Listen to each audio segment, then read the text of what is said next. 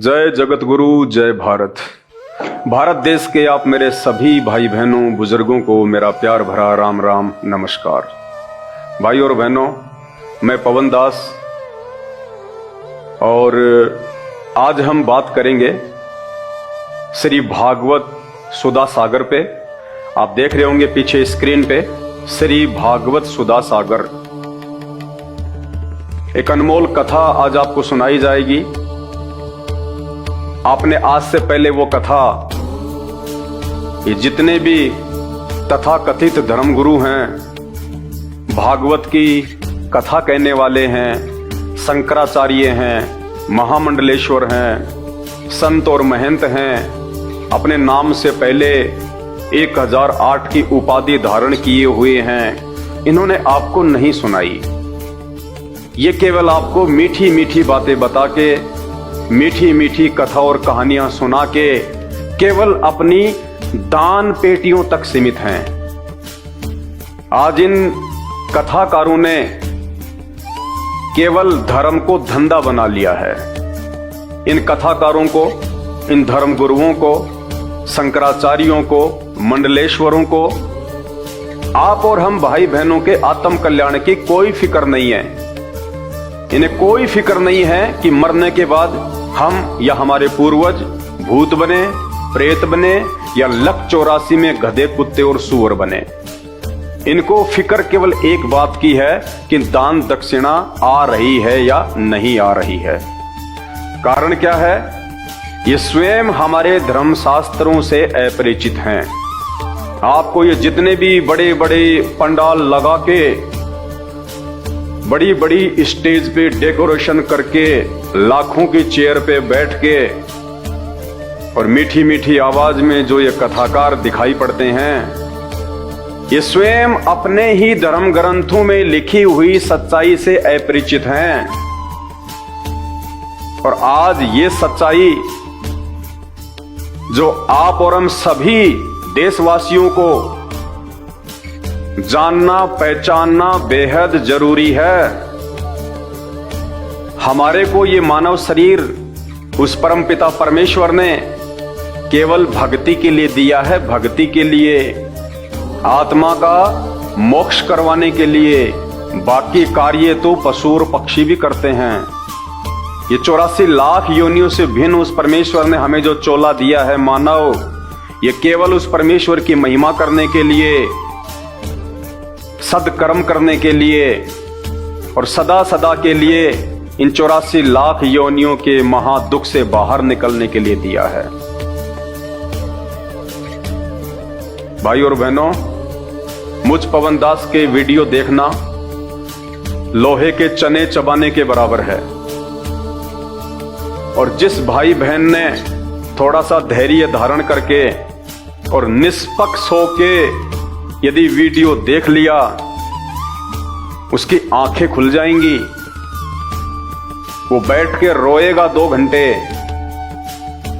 कि कहां हम इन अज्ञानी धर्मगुरुओं के पीछे अपना अनमोल मानव जीवन बर्बाद कर रहे थे। उन्हें केवल अपनी दान दक्षिणा से मतलब है, मान बढ़ाई से मतलब है, ऐशो आराम से मतलब है। उन्हें कोई मतलब नहीं है कि इन शास्त्रों में वर्णित सच्चाई तुम्हारे तक पहुंचाई जाए।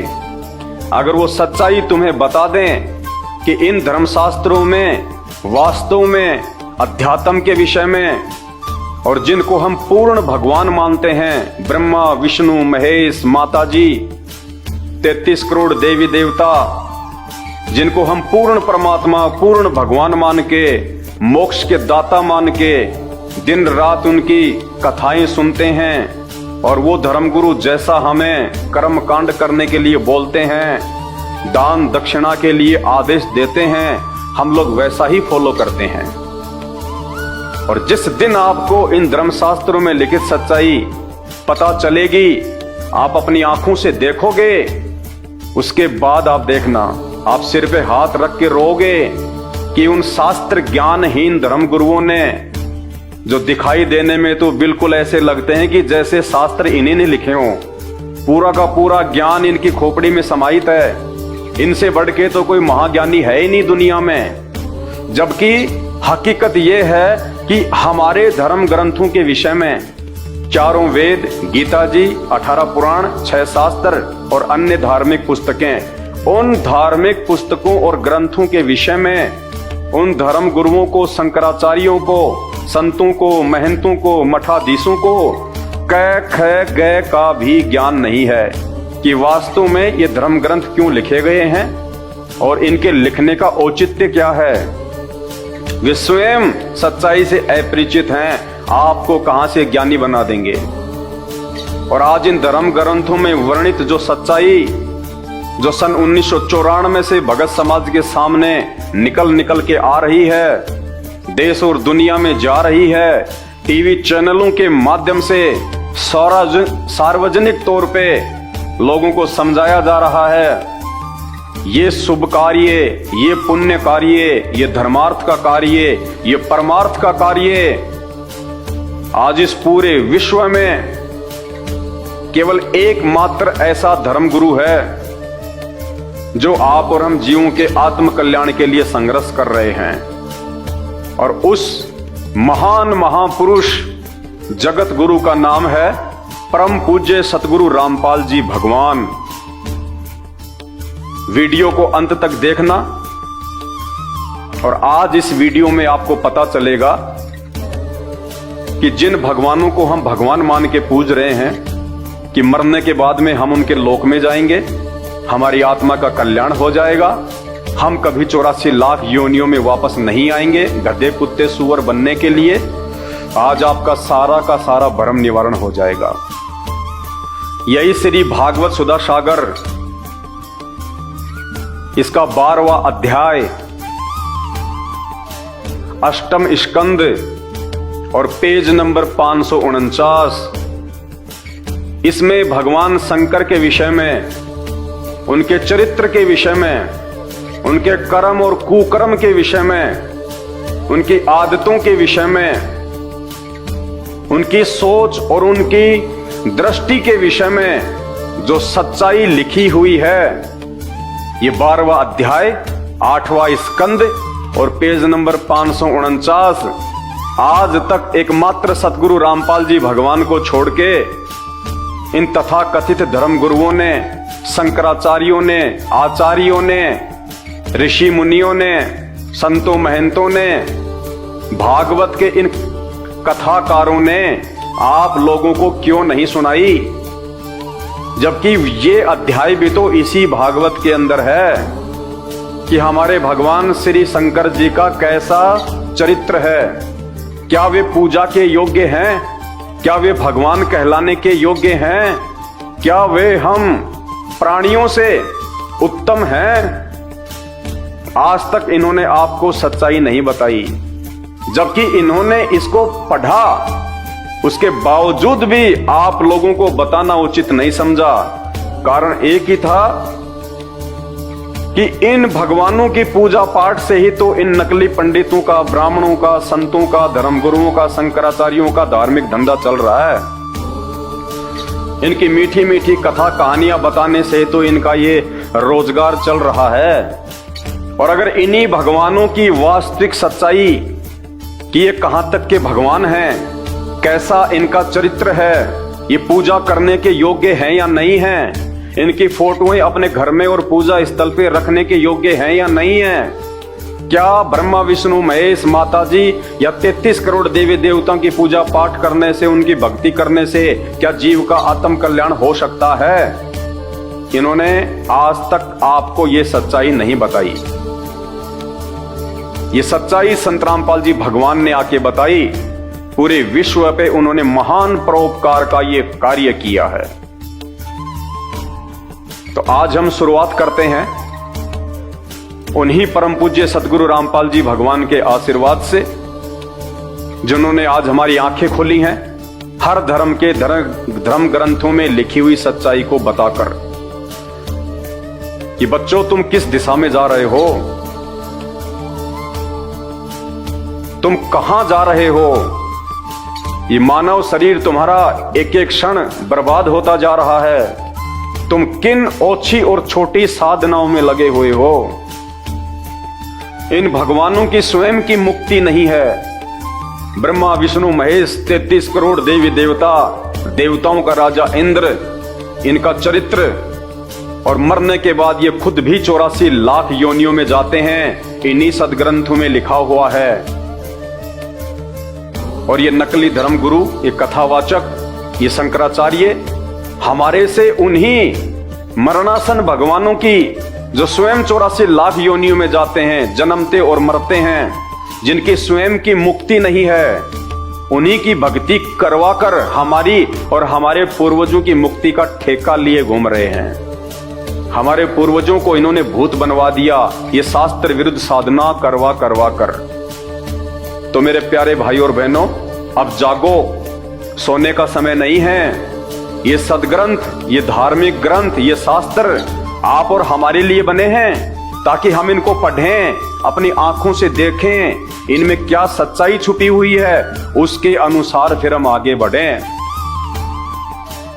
भाई और बहनों, आप में से बहुत सारे भाई बहन ऐसे हैं जिनके बच्चे शादी के लायक हो चुके हैं।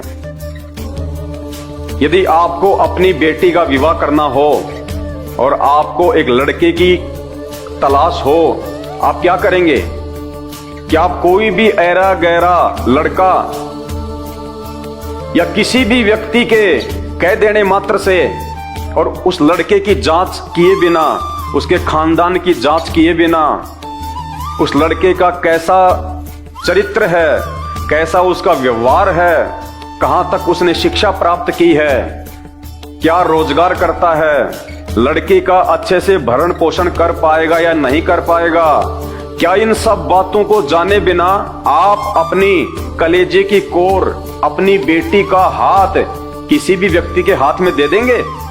आप कहेंगे जी ये तो संभव ही नहीं है, मेरी बेटी के भविष्य का सवाल है, मैं तो अच्छे से ऊपर से लेके नीचे तक पूरी जानकारी करूंगा। पहले लड़का कैसा है, शराब वराब तो नहीं पीता है, मांस तो नहीं खाता है, उसकी संगति क्या है, उसकी शिक्षा क्या है, रोजगार क्या है, यहां तक कि उसके माता पिता का भी हम लोग पूरा चरित्र छान मारते हैं कि इसकी पीढ़ी में कहीं कोई दाग तो नहीं है। उसके बाद हम उस घर में अपनी लड़की को देते हैं और अपनी आत्मा के उद्धार के लिए, अपने मोक्ष के लिए किसी भी पंडित ने हमारे को भागवत की कोई मीठी मीठी कथा सुना दी, किसी भी व्यक्ति ने हमारे को कह दिया कि चल मेरे गुरुजी से नाम लेके आ जा, अरे चल वहां पे भागवत हो रही है, वहां पे वो कथा हो रही है, और भागवत के बाद आपको नाम से जोड़ दिया जाता है। लेकिन आपने कभी भी विचार नहीं किया कि इस पंडित जी ने हमें जो कथा सुनाई है, कौन से शास्त्र से सुनाई है, क्या यह कथा वास्तव में सही है? क्या जैसा पंडित जी बोल रहे हैं क्या वैसा ही है?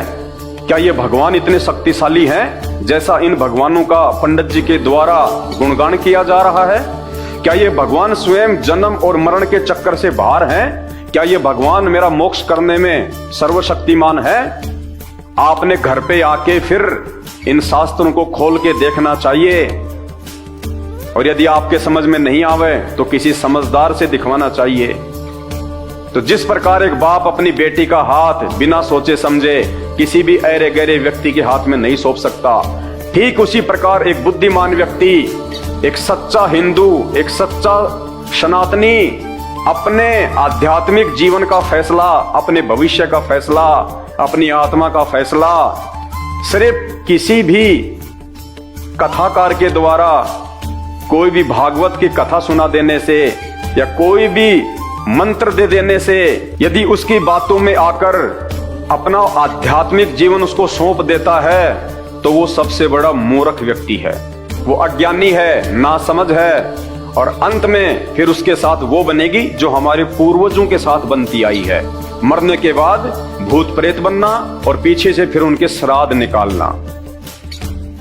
ठीक इसी प्रकार हम मार्केट में जाते हैं, एक 50 रुपए का मिट्टी का मटका हमें लेके आना होता है, और वो मिट्टी का मटका लेने से पहले हम उसको 20 बार यूं ठोक ठोक के देखते हैं, बजा बजा के, कि ये कहीं से टूटा हुआ तो नहीं है, एक क्रैक तो नहीं है, एक कच्चा तो नहीं है, ये कमजोर तो नहीं है, कहीं मेरे 50 रुपए जो है वो बर्बाद तो ना हो जाएं।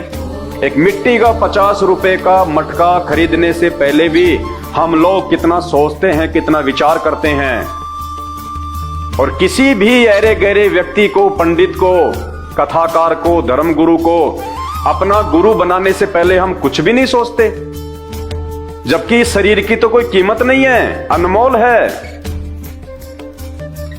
तो हमने विचार करना पड़ेगा ये शास्त्र क्या कह रहे हैं, हम किस दिशा में जा रहे हैं। सब्जी वाला आवाज लगाता है, सब्जी ले जाओ, नीचे उतर के माता बहनें जाती हैं, 50 रुपए के आलू टमाटर खरीदती हैं और 20 बार उनको उलट पलट के देखती हैं, कहीं ये खराब तो नहीं है, सड़ा हुआ तो नहीं है। और जब बात आती है भक्ति की और भगवान को चूज करने की, उस समय हमारी आंखें बिल्कुल बंद हो जाती हैं। हम लोग विचार भी नहीं करते कि जिन भगवानों की पूजा करने के लिए इन ब्राह्मणों, इन पंडितों, इन धर्मगुरुओं के द्वारा जो हमें कहा जा रहा है, क्या ये भगवान वास्तव में पूजा के लायक है या नहीं है, ये सर्वशक्तिमान है या नहीं है, इनका चरित्र उत्तम है या नहीं है, या फिर हमारे जैसे ही हैं। तो आज हम शुरू करेंगे परमपिता परमेश्वर जी के आशीर्वाद से, क्योंकि मैं पहले भी अपने वीडियो में स्पष्ट करता हुआ आया हूं। आज एक बार फिर से मैं आप सभी भाई बहनों को कहना चाहूंगा, मैं कोई संत नहीं हूं, मैं कोई महात्मा नहीं हूं, ना मैं कोई मठाधीश हूं, ना मेरा कोई आश्रम है, ना मैं कोई शंकराचार्य हूं, और ना मुझे कोई आश्रम खोलना है, ना मुझे कोई गुरु और संत की पदवी प्राप्त करनी है। मैं तो एक सामान्य सा व्यक्ति हूं, एक भगत हूं, और मेरे पूज्य गुरुदेव सतगुरु रामपाल जी भगवान ने जो सच्चाई इन शास्त्रों की देश और दुनिया को दिखाई है, भाई बात मेरे समझ में आ गई। मैंने अपनी आंखों से फिर इन धर्म ग्रंथों को खरीद के और देखा है कि जहां जहां संत रामपाल जी पढ़ा रहे हैं, दिखा रहे हैं, क्या वास्तव में वैसा ही लिखा हुआ है, और मैंने वैसा का वैसा पाया। तो मेरी आंखें खुल गई और मैंने उनकी सत्य साधना स्वीकार कर ली। अपना आध्यात्मिक जीवन मैंने उनके श्री चरण कमल में सौंप दिया। मेरे मोक्ष में कहीं कोई संशय नहीं रहा, क्योंकि वे पूर्ण गुरु हैं और पूर्ण आध्यात्मिक ज्ञान है उनके पास में। और वर्तमान में इस पूरी पृथ्वी पे यदि कोई कथा करने का अधिकारी है, यदि कोई मंत्र दान करने का अधिकारी है, यदि कोई जगत गुरु या धर्म गुरु कहलाने का अधिकारी है, एकमात्र पूरे विश्व में, हिंदुस्तान में नहीं, पूरे विश्व में केवल परम पूज्य सतगुरु रामपाल जी भगवान हैं। इस बात का निर्णय आप उस समय करेंगे जब आप उनके द्वारा किए गए सत्संगों को सुनना प्रारंभ करेंगे। और मेरी विनती है हाथ जोड़ के आप सभी भाई बहनों से, जब तक आपको सृष्टि रचना के विषय में पूरी जानकारी नहीं होगी कि ये सृष्टि, ये ब्रह्मांड कैसे रचे गए हैं, ब्रह्मा विष्णु महेश के माता पिता कौन हैं, ब्रह्मा विष्णु महेश को जन्म देने वाले कौन हैं, इनकी माँ का नाम क्या है, इनके पिताजी कौन हैं, ब्रह्मा विष्णु महेश कहाँ तक के भगवान है, कहाँ तक इनकी शक्ति है, क्या ये स्वयं जन्म और मरण से बाहर हैं, क्या ये स्वयं गधे कुत्ते सूअर नहीं बनते या बनते हैं। जब तक आपको सृष्टि रचना की पूरी जानकारी नहीं होगी और आप अपनी आंखों से नहीं देख लोगे उस सृष्टि रचना का प्रमाण जो संत रामपाल जी बताते हैं हमारे इन्हीं हिंदू धर्म ग्रंथों से, तब तक आप दुनिया के किसी भी धर्म ग्रंथ को ना तो समझ सकते हैं और ना कभी आप एक अच्छे भगत बन सकते हैं और ना आपकी मुक्ति हो सकती है। तो आज की जो कथा है, जो वीडियो है, इसकी हम शुरुआत करें। उससे पहले हम उस परमपिता परमेश्वर सतगुरु रामपाल जी भगवान के जयकारे के साथ में करेंगे। और आज निश्चित तौर पे आपकी आंखें खुलने वाली हैं। आज श्री भागवत सुधा सागर से भगवान श्री शंकर जी का जो चरित्र है, उनकी जो लीला है, आज उनके विषय में हम इसी श्री भागवत सुधा सागर से पढ़ेंगे, अपनी आंखों से देखेंगे कि जो कटु सच्चाई आज तक हमारे को इन नकली संतों महंतों ने नहीं बताई, कि कहीं जनता भड़क ना जाए, जनता हमसे सवाल ना करने लग जाए, जनता हमारे पंडाल में आना ना छोड़ दे, हमारी दान पेटियों पे ताले ना लग जाएं।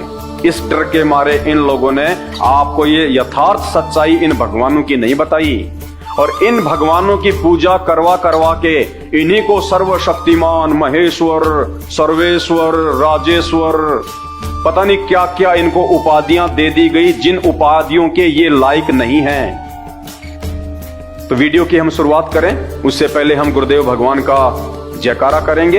परमपिता परमात्मा, सारी सृष्टि के रचनहार, कुल मालिक, असंख्य ब्रह्मांडों के स्वामी, जगत गुरु, तीनों लोकों में प्रवेश करके सबका पालन पोषण करने वाले, राजाधिराज, आत्माधार, नाथों के नाथ, देवों के देव महादेव, सर्वेश्वर, महेश्वर, मृत्युंजय, अजरो अमर, आदि अनादि, सनातनी प्रभु, जगत पिता जगदीश्वर, श्री श्री 1008 की उपाधि के वास्तविक अधिकारी, अकाल मूरत, शब्द स्वरूपी राम, प्रथम पूज्य आदि गणेश, परम पूज्य, परम धनी, परम दयालु, परम संत, परम पुरुष, हक्का कबीर, सत्य कबीर, अल्लाहु अकबर, खुदा, राजेश्वर प्रभु, संत शिरोमणि सतगुरु रामपाल जी भगवान के चरण कमल में मुझ पवन दास का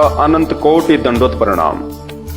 हे गुरुदेव भगवान, आप ही के आशीर्वाद से, आप ही की दया से हम सभी भाई बहन आप ही के द्वारा इन धर्म ग्रंथों में वर्णित जो सच्चाई बताई गई है हम उसको जानने का प्रयास करेंगे, समझने का प्रयास करेंगे।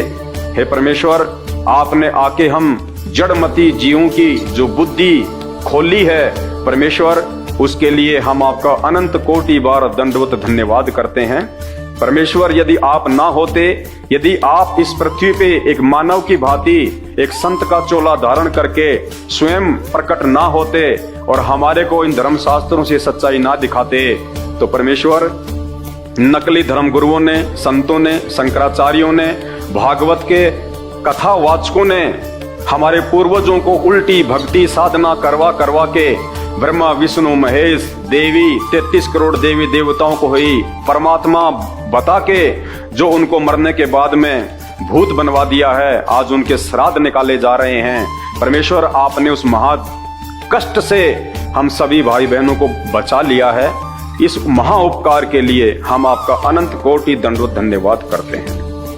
तो भाई और बहनों, अब हम शुरुआत करते हैं गुरुदेव भगवान के आशीर्वाद से, क्योंकि ये मेरा ज्ञान नहीं है, ना मेरी सातों पीढ़ियों में कोई संत था, ना कोई महात्मा था, ना कोई भगत था, ना किसी ने कथाएं की।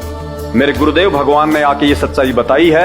आप उनके सत्संग यूट्यूब पे जाके सुनिए, सृष्टि रचना संत रामपाल जी भगवान। जब आप यूट्यूब पे जाके लिखेंगे सृष्टि रचना, मैं बार बार सृष्टि रचना का जिक्र क्यों कर रहा हूं, क्योंकि ये मास्टर ऑफ द की है, ये मास्टर ऑफ की है इन सभी सदग्रंथों को समझने की।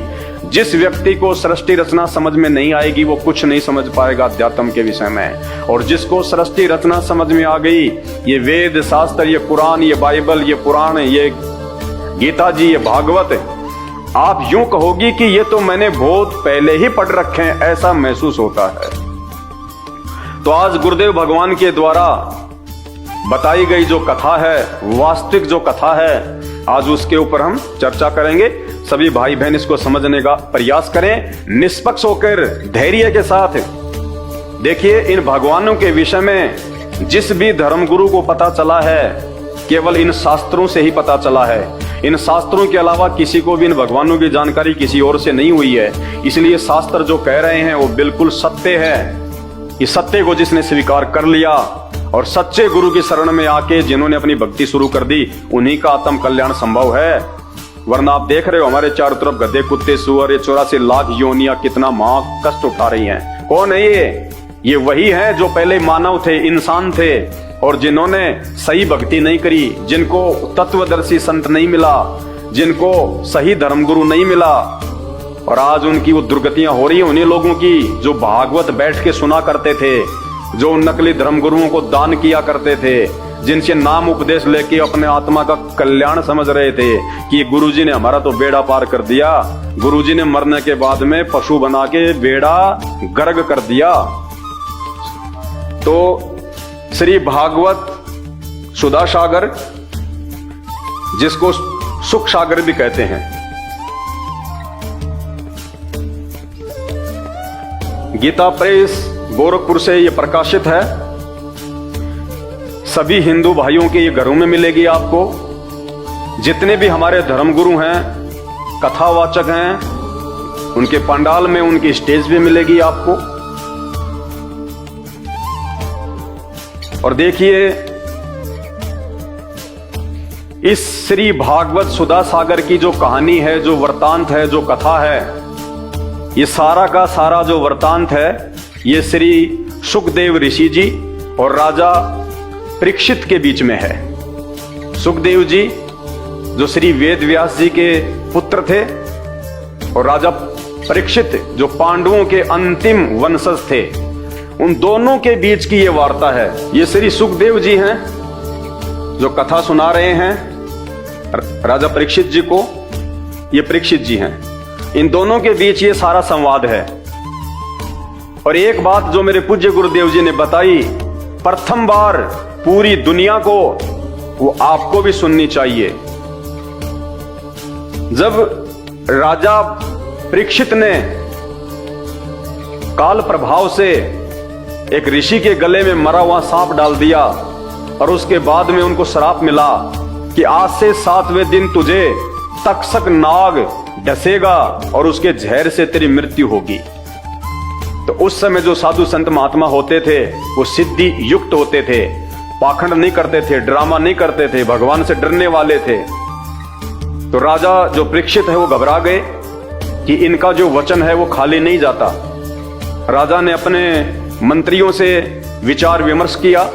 मंत्री भी उस समय बहुत अच्छे होते थे, जो सलाह देते थे बिल्कुल भगवान से डर के दिया करते थे। तो मंत्रियों ने कहा कि भगवान, इसका तो एक ही उपाय है कि आप किसी धर्म गुरु से आप इसकी सलाह लें, वही आपको सही मार्गदर्शन देंगे।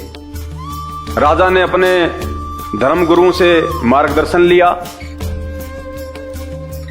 तो उन्होंने कहा कि महाराज, 7वें दिन तो मृत्यु निश्चित है,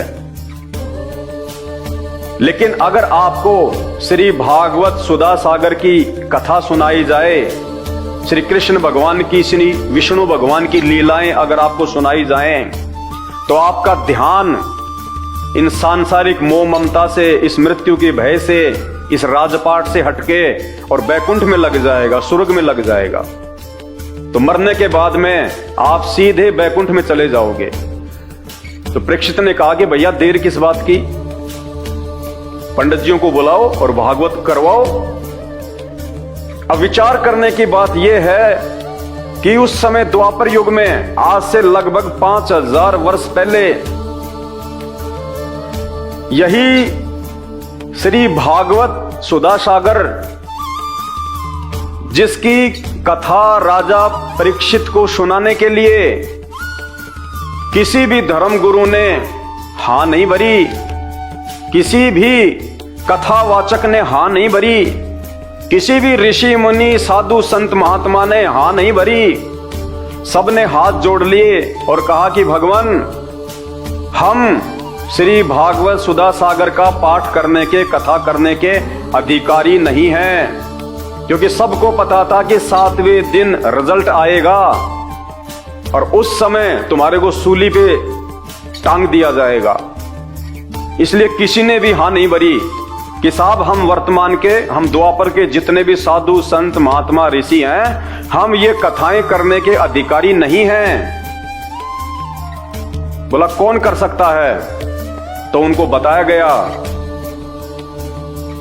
कि ये कथा केवल ऋषि सुखदेव जी कर सकते हैं, और सुखदेव जी वर्तमान में स्वर्ग में हैं, विष्णु भगवान के लोक में हैं। सुखदेव ऋषि को राजा परीक्षित के धर्म के आधार पे, उनके पुण्य के आधार पे, वहां से इस पृथ्वी लोक पे नीचे बुलवाया गया, और श्री सुखदेव जी ने स्वर्ग से आके राजा परीक्षित को 7 दिन तक भागवत की कथा सुनाई, और 7वें दिन इनको तक्षक नाग ने डसा, इनकी मृत्यु हुई, और सुखदेव जी राजा परीक्षित की आत्मा को अपने साथ में बैकुंठ लेके गए। और जब तक इस राजा परीक्षित के अच्छे पुण्य और धार्मिक जो कार्य इसने जो भी किए थे, दान पुण्य, जब तक वो धन है इसके पास में, भक्ति धन, तब तक ये स्वर्ग में रह पाएगा। उसके बाद इसको वापस नीचे पृथ्वी पे पटका जाएगा 84 लाख योनियों में, गधा, कुत्ता, सुअर, मक्खी, कीट, पतंग बनाने के लिए। स्वर्ग की मुक्ति केवल यहीं तक की मुक्ति है। जब तक आप इस पृथ्वी लोक पे रह के भक्ति करोगे, जब तक आपके पास दान पुण्य का जो धन इकट्ठा है, जो भक्ति धन इकट्ठा है, जब तक आप ऊपर के लोकों में रह सकते हो, फिर आपको नीचे पटका जाएगा। पूर्ण मुक्ति नहीं है, पूर्ण मोक्ष नहीं है। ना ही तो सुखदेव जी का पूर्ण मोक्ष है, ना ही राजा परीक्षित का पूर्ण मोक्ष है। ये सारी सच्चाई हमारे इन्हीं धर्म ग्रंथों में लिखी हुई है। आपको केवल संत रामपाल जी के सत्संग सुनने की आवश्यकता है। अरे इन बाकी धर्म गुरुओं से, जिनको आज आपने अपना गुरुजी बना रखा है, इनसे आपकी क्या रिश्तेदारी थी? आपने इनके प्रवचन सुने, आपको अच्छे लगे, आपने उनकी शरण ले ली। अब यदि इनसे ऊपर का ज्ञान कोई आपको बता रहा है, पूर्ण मोक्ष और मुक्ति का मार्ग कोई आपको बता रहा है, तो आपको कोई शर्म नहीं होनी चाहिए अपने आत्मा के कल्याण के लिए उनको छोड़ने में। बिल्कुल भी संकोच नहीं होना चाहिए। यदि आप जागरूक हैं तो, यदि आप एक बुद्धिमान व्यक्ति हैं तो द्वापर युग में कोई भी पंडित, ब्राह्मण, ऋषि, महात्मा, संत, मंडलेश्वर श्री भागवत की ये कथा सुनाने का अधिकारी नहीं था। सबने हाथ खड़े कर लिए। और वर्तमान में ये कलयुगी पंडित, ब्राह्मण और पंडित, जो शब्द आप बार बार मेरे मुंह से सुन रहे हैं, ये किसी जाति विशेष के लिए नहीं है। आम समाज में जो शर्मा जी वगैरह हैं, अपने नाम के आगे लगाते हैं, ये यहाँ पे उन लोगों की बात नहीं हो रही। आध्यात्मिक मार्ग में ब्राह्मण और पंडित उन लोगों को कहा जाता है जो आध्यात्मिक रूप से लोगों का गुरु बन के मार्गदर्शन करते हैं। तो वर्तमान के ये जो पंडित हैं, ये गुरु हैं, ये ब्राह्मण हैं, शंकराचार्य हैं, ये कथावाचक हैं, ये दबा के श्री भागवत सुधा सागर को अपनी कांख में और गांव गांव, गली गली, हाँ जी मैं भी कथा कर दूंगा, मैं भी कथा कर दूंगा, सिर्फ दान दक्षिणा के लिए, सिर्फ पैसों के लिए, अपनी जेब भरने के लिए। कमा के खाने में इनको जोर आता है, पसीना आता है। इन्होंने अच्छा सा रोजगार देख लिया। ये शास्त्र, इनको पता है कि ये जो समाज है ये मूर्ख है, अज्ञानी है, इनको किसी प्रकार की कोई शुद्ध बुद्ध नहीं है। जो इनको तुम बता दोगे बैठ के, उसी को ये स्वीकार कर लेंगे। इनमें इतनी सोच नहीं है कि ये अपने घर पे जाके इन शास्त्रों में देखें कि जो पंडित जी ने कथा सुनाई है, क्या वास्तव में उसका मतलब वही है। इनको पता है इन सब बातों का, इसलिए आप और हमारी मूर्खता, अज्ञानता का फायदा इन लोगों ने उठाया है। तो द्वापर युग में जहां कोई भी पंडित, और आज के पंडित, ब्राह्मण, कथावाचक, मंडलेश्वर, शंकराचार्य तो है ही क्या, इनका तो स्तर कितना नीचे गिर चुका है। द्वापर, आज से 5000 साल पहले के पंडित, ऋषि, महात्मा तो कितने अच्छे थे। उस समय भी किसी ने हां नहीं भरी। श्री कृष्ण जी के गुरु दुर्वासा ऋषि, उनसे बढ़ के कौन था उस समय, उन्होंने भी हां नहीं भरी। बड़े बड़े संत महात्मा और खुद श्री भागवत सुधा सागर के लेखक श्री वेद व्यास जी ने भी हाथ खड़े कर दिए कि महाराज मैं ये कथा कहने का अधिकारी नहीं हूं, मेरे को भगवान की तरफ से आदेश केवल इनको लिखने का है, लिपिबद्ध करने का है। ये भागवत की कथा मैं भी नहीं कर सकता। जिसने भागवत लिखी वो भी भागवत की कथा करने के अधिकारी नहीं थे, उन्होंने हां नहीं भरी। तो ये वर्तमान के छोटे मोटे संत, महंत, पंडित, ब्राह्मण, कथावाचक, शंकराचार्य, इनकी तो औकात ही क्या है जो ये भागवत को हाथ भी लगाएं। लेकिन इनको खुद को 84 लाख योनियों में जाना है, इनको खुद को गधा, कुत्ता और सुअर बनना है, और मरने के बाद इन लोगों ने हमारी भी दुर्गतियां करवानी है।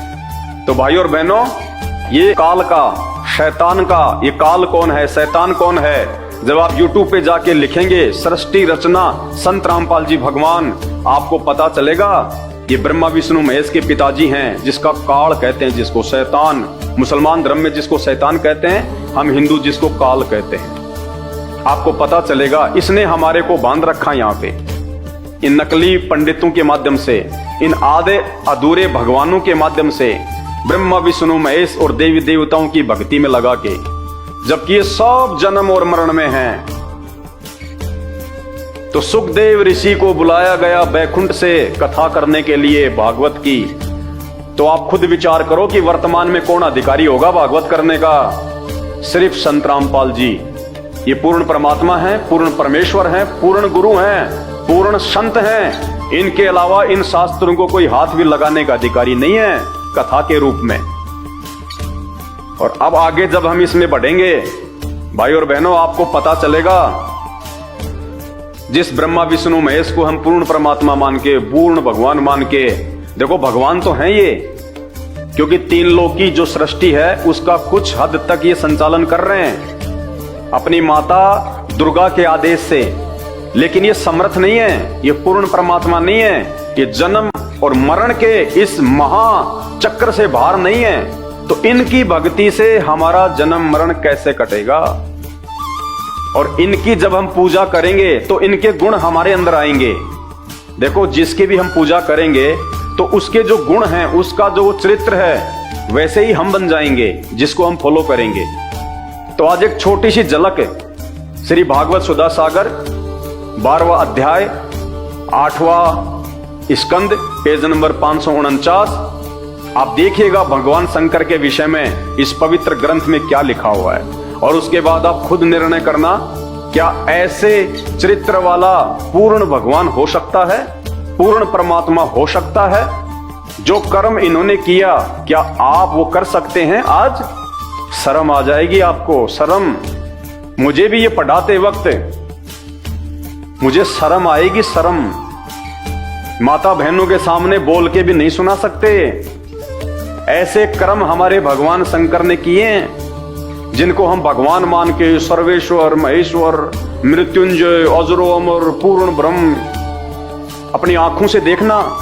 जो संत रामपाल जी भगवान ने दिखाया, बताया, ये शास्त्र संत रामपाल जी ने नहीं लिखे, ये शास्त्र वेद व्यास जी ने लिखे हैं, ऋषि मुनियों ने लिखे हैं। संत रामपाल जी तो केवल बता रहे हैं कि ये क्यों लिखे गए, और इनमें जो लिखी गई सच्चाई है वो इंसानों के लिए है, जानवरों के लिए नहीं है।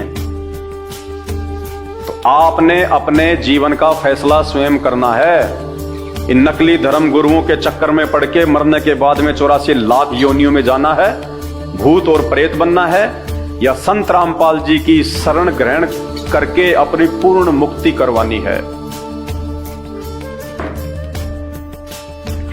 गीता प्रेस गोरखपुर से ये प्रकाशित है, और ये उनके फोन नंबर हैं, उनकी ईमेल आईडी है, क्योंकि ये ना तो मुझ पवन दास ने लिखा है, ना मेरे पूज्य गुरुदेव भगवान संत रामपाल जी ने लिखा है। ये गीता प्रेस गोरखपुर वालों ने छापा है, वेद व्यास जी ने लिखा है, और इन पंडितों ने आपको सुनाया है, आपको पढ़ाया है। लेकिन जो सच्चाई इन्होंने नहीं बताई, जो सच्चाई इन्होंने छुपा दी, वो मेरे गुरुदेव भगवान ने आके बताई है। और मेरे गुरुदेव भगवान के बताने के बाद अब मैं आप सभी भाई बहनों को उन्हीं के आशीर्वाद से दिखाने जा रहा हूं। आपकी आंखों के सामने आप स्वयं देखेंगे, आप पढ़ेंगे, झूठ की, मिलावट की कहीं कोई शंका नहीं है। हाथ कंगन को आरसी क्या, पढ़े लिखे को फारसी क्या। आपकी आंखों के सामने जो पेज नंबर आपको जो बताया गया है, जो अध्याय बताया गया है, आप मार्केट से इसको खरीद के 200-250 रुपए में आएगा। अपनी आंखों से देखिए, आपका मोतिया बिंद हट जाएगा और आंसू गिरेंगे आपके कि हे भगवान, हम इन कथावाचकों को स्वयं ही भगवान मान रहे थे कि ये तो ब्रह्मा विष्णु महेश के अवतार हैं जो ये कथाएं कर रहे हैं, और ये तो आम व्यक्ति से भी नीचे गिरे हुए हैं, आम व्यक्ति से भी नीचे गिरे हुए हैं ये कथावाचक। इनको तो जरा भी ज्ञान नहीं है, जरा सा भी, जब आप ये देखेंगे अपनी आंखों से।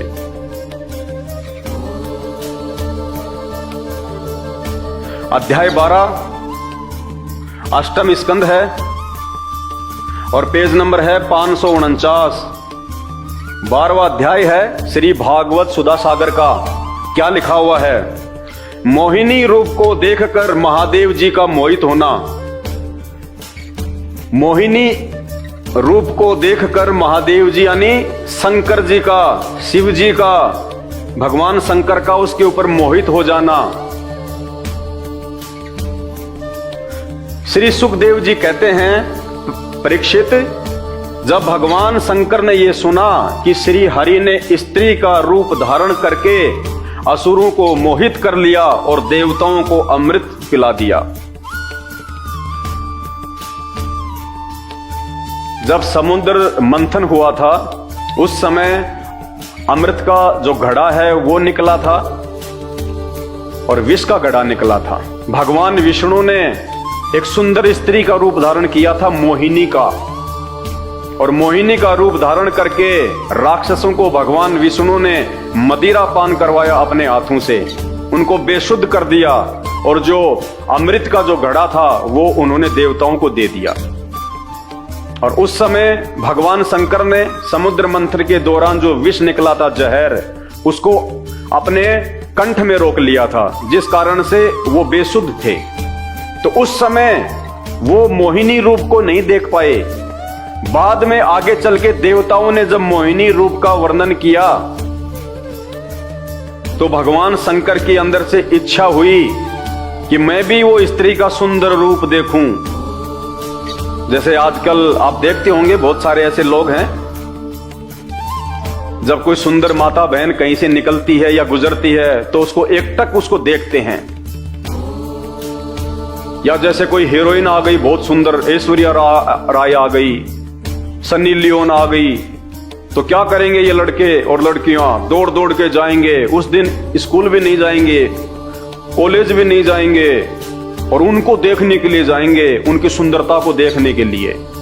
तो हमारे भगवान भी हमारे से कोई ज्यादा दूर नहीं है। हमारे भगवान के मन में भी इच्छा प्रकट हो गई कि ऐसा कैसा, कितनी सुंदर औरत का रूप बनाया भगवान ने, उसको देखना चाहिए। तो भगवान शंकर मोहिनी का रूप देखने के लिए आतुर हो गए। अरे मेरे घर में मेरी स्त्री है, वो जैसी भी है, और मुझे पता चले कि यहां से 2 किलोमीटर दूर एक आदमी ने शादी की है और इतनी अच्छी और सुंदर स्त्री लेके आया है, भाई क्या बात कही। और मैं अपनी पत्नी से कहूं कि देख मैं उस औरत को देख के आ रहा हूं, मैंने सुना बहुत सुंदर है वो, तो घर में झगड़ा होगा कि नहीं होगा? मेरी औरत की नजरों में मैं नीचे गिरूंगा या नहीं गिरूंगा? तो अब आप विचार कर लेना। भगवान शंकर शादीशुदा, बाल बच्चे वाले और सती उनकी पत्नी, जिनको हम माता पार्वती कहते हैं, और उसके बावजूद भी भगवान शंकर की इच्छा हुई कि मैं मोहिनी का रूप देखूं, उस सुंदर स्त्री को देखूं। परीक्षित, जब भगवान शंकर ने यह सुना कि श्री हरि ने स्त्री का रूप धारण करके असुरों को मोहित कर लिया और देवताओं को अमृत पिला दिया, तब वे सती देवी के साथ बैल पर सवार हो समस्त भूत गणों को लेकर वहां से गए। वहां भगवान मधुसूदन यानी विष्णु जी निवास करते हैं। भगवान श्री हरि ने बड़े प्यार से गौरी शंकर भगवान का स्वागत सत्कार किया। वे भी सुख से बैठकर भगवान का सम्मान करके मुस्कुराते हुए बोले। श्री महादेव जी ने कहा, यानी शंकर जी ने विष्णु भगवान को कहा, मोहिनी रूप को देखने के लिए समस्त देवों के आराध्य आप विश्वव्यापी जगदीश्वर एवं जगत स्वरूप हैं। समस्त चराचर पदार्थों के मूल कारण ईश्वर और आत्मा भी आप ही हैं। इस जगत के आदि अंत और मध्य आपसे ही होते हैं, परंतु आप आदि मध्य और अनंत से रहित हैं। यानी पहले इन्होंने विष्णु भगवान की जम के इन्होंने बड़ाई करी ताकि वो मुझे मोहिनी रूप दिखा दे। फिर क्या कहा आगे चल के शंकर जी ने? भगवान शंकर ने कहा विष्णु जी से, मैं आपके उस अवतार का भी दर्शन करना चाहता हूं जो आपने स्त्री रूप में ग्रहण किया था, जिससे दैत्यों को मोहित करके आपने देवताओं को अमृत पिलाया। स्वामिन यानी हे भगवान, उसी को देखने के लिए हम सब आए हैं। हमारे मन में उसके दर्शन का बड़ा कौतूहल है। हे भगवान, मुझे बड़ी जल्दी हो रही है वो मोहिनी स्त्री वाला सुंदर रूप देखने की। सुखदेव जी कहते हैं, जब भगवान शंकर ने विष्णु भगवान से ये प्रार्थना की, तब वे गंभीर भाव से हंसकर शंकर जी से बोले। श्री विष्णु भगवान ने कहा, शंकर जी, उस समय अमृत का कलश दैत्यों के हाथ में चला गया था, अतः देवताओं का काम बनाने के लिए और दैत्यों का मन एक नए कौतूहल की ओर खींच लेने के लिए ही मैंने वह स्त्री रूप धारण किया था। देव शिरोमणे, भगवान शंकर तो उसको देव शिरोमणे कह रहे हैं कि तू भगवान है, परमात्मा है, जगदीश्वर है। जो विष्णु जी हैं वो शंकर जी को कह रहे हैं देव शिरोमणे, यानी देवताओं में सर्वश्रेष्ठ। इनका पता ही नहीं चल रहा आपस में कौन महादेव है, सबसे बड़ा देव कौन है। वो उसको महादेव कह रहा है, वो उसको महादेव कह रहा है। विचार करना इन बातों पे, लिखा हुआ ये। आप उसे देखना चाहते हैं, इसलिए मैं आपको वह रूप दिखाऊंगा। विष्णु जी बोले, शंकर जी, अब आप इतनी दूर से चल के आए हो माता जी के साथ में, अपने भूतों के साथ में, गणों के साथ में, आपको मैं वो रूप जरूर दिखाऊंगा। वह रूप तो कामी पुरुषों का ही आदरणीय है। पुण्यात्माओं, ध्यान से देखना मेरे भाई और बहनों, जागो इन शास्त्रों को पढ़ के। भगवान विष्णु ने शंकर जी से क्या कहा कि शंकर भगवान, जो रूप मैंने मोहिनी का बनाया था वह रूप तो कामी पुरुषों का ही आदरणीय है। यानी भगवान आप क्या करोगे वो रूप देख के? जो रूप मैंने जो बनाया था उन असुरों को पागल बनाने के लिए, मूर्ख बनाने के लिए, उनको काम वासना के माध्यम से उनको फंसाने के लिए, कहते हैं वो तो कामी पुरुषों का रूप है। यानी वो रूप तो गंदे व्यक्तियों के लिए है, कुचरित्र व्यक्तियों के लिए है, मवालियों के लिए है, बुद्धिहीन लोगों के लिए है, जो काम वासना में अंदर ही अंदर जो मरते रहते हैं उनके लिए है भगवान।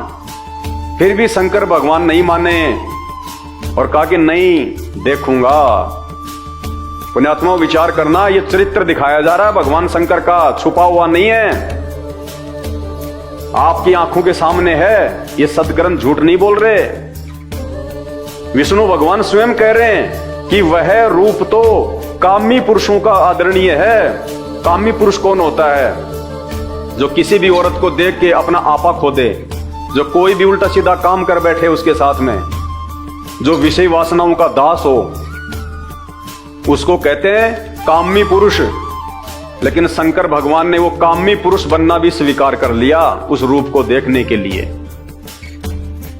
इतना सा भी विचार नहीं किया उन्होंने कि विष्णु जी क्या बोल रहे हैं। देखिए आगे, वह रूप तो कामी पुरुषों का ही आदरणीय है, क्योंकि वह काम भाव को उत्तेजित करने वाला है। भगवान विष्णु ने कहा कि शंकर जी, वो जो रूप मैंने बनाया था ना, वो तो मन में वासना पैदा करने का है, गंदी सोच और गंदी प्रवृत्ति को जो है वो पैदा करने वाला है, मन को बिगाड़ने वाला है। भगवान शंकर ने वो भी स्वीकार कर लिया कि आज मेरे को मेरा मन ही बिगाड़ना है। सुखदेव जी कहते हैं, इस तरह कहते कहते भगवान विष्णु वहीं अंतर ध्यान हो गए। अब भगवान विष्णु ने देखा कि ये मानने वाले तो है नहीं है, हठ योगी हैं, इन्होंने जो जिद कर ली वो तो पक्की है।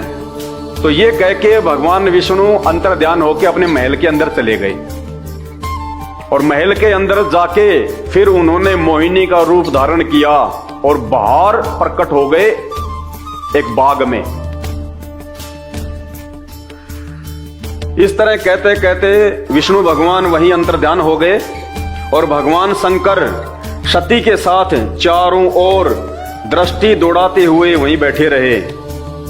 अपनी पत्नी सती के साथ में भगवान शंकर वहीं बैठे रहे कि आज तो देख के जाना है। इतने में ही उन्होंने देखा, इतने में शंकर भगवान ने क्या देखा? इतने में ही उन्होंने देखा कि सामने एक बड़ा सुंदर उपवन है उसमें भांति भांति के वृक्ष लगे हैं और जो रंग बिरंगे फूल और लाल लाल कोपलों से भरे पूरे हैं। उन्होंने ये भी देखा कि उस पर उपवन में एक सुंदर स्त्री गेंद उछाल उछाल कर खेल रही है। भगवान शंकर ने क्या देखा कि सामने एक बहुत बड़ा बाग था, तरह तरह के फूल थे, फल थे सुंदर।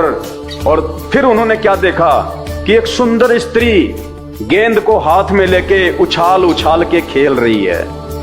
कौन थी वो सुंदर स्त्री? वो भगवान विष्णु ने मोहिनी का रूप धारण किया था। अब देखना आगे। उन्होंने यह भी देखा कि उस उपवन में एक सुंदर स्त्री गेंद उछाल उछाल कर खेल रही है। वह बड़ी ही सुंदर साड़ी पहने हुए हैं और उसकी कमर में करदनी की लड़ियां लटक रही हैं। गेंद के उछालने और लपक कर पकड़ने से उसके स्तन और उन पर पड़े हुए हार हिल रहे हैं, ऐसा जान पड़ता था। पुण्यात्माओं, लिखने वाले को भी शर्म नहीं आई, लेकिन क्या करे बेचारा, आदेश भगवान का, लिखना उसकी मजबूरी। ये शब्द लिखे नहीं जाने चाहिए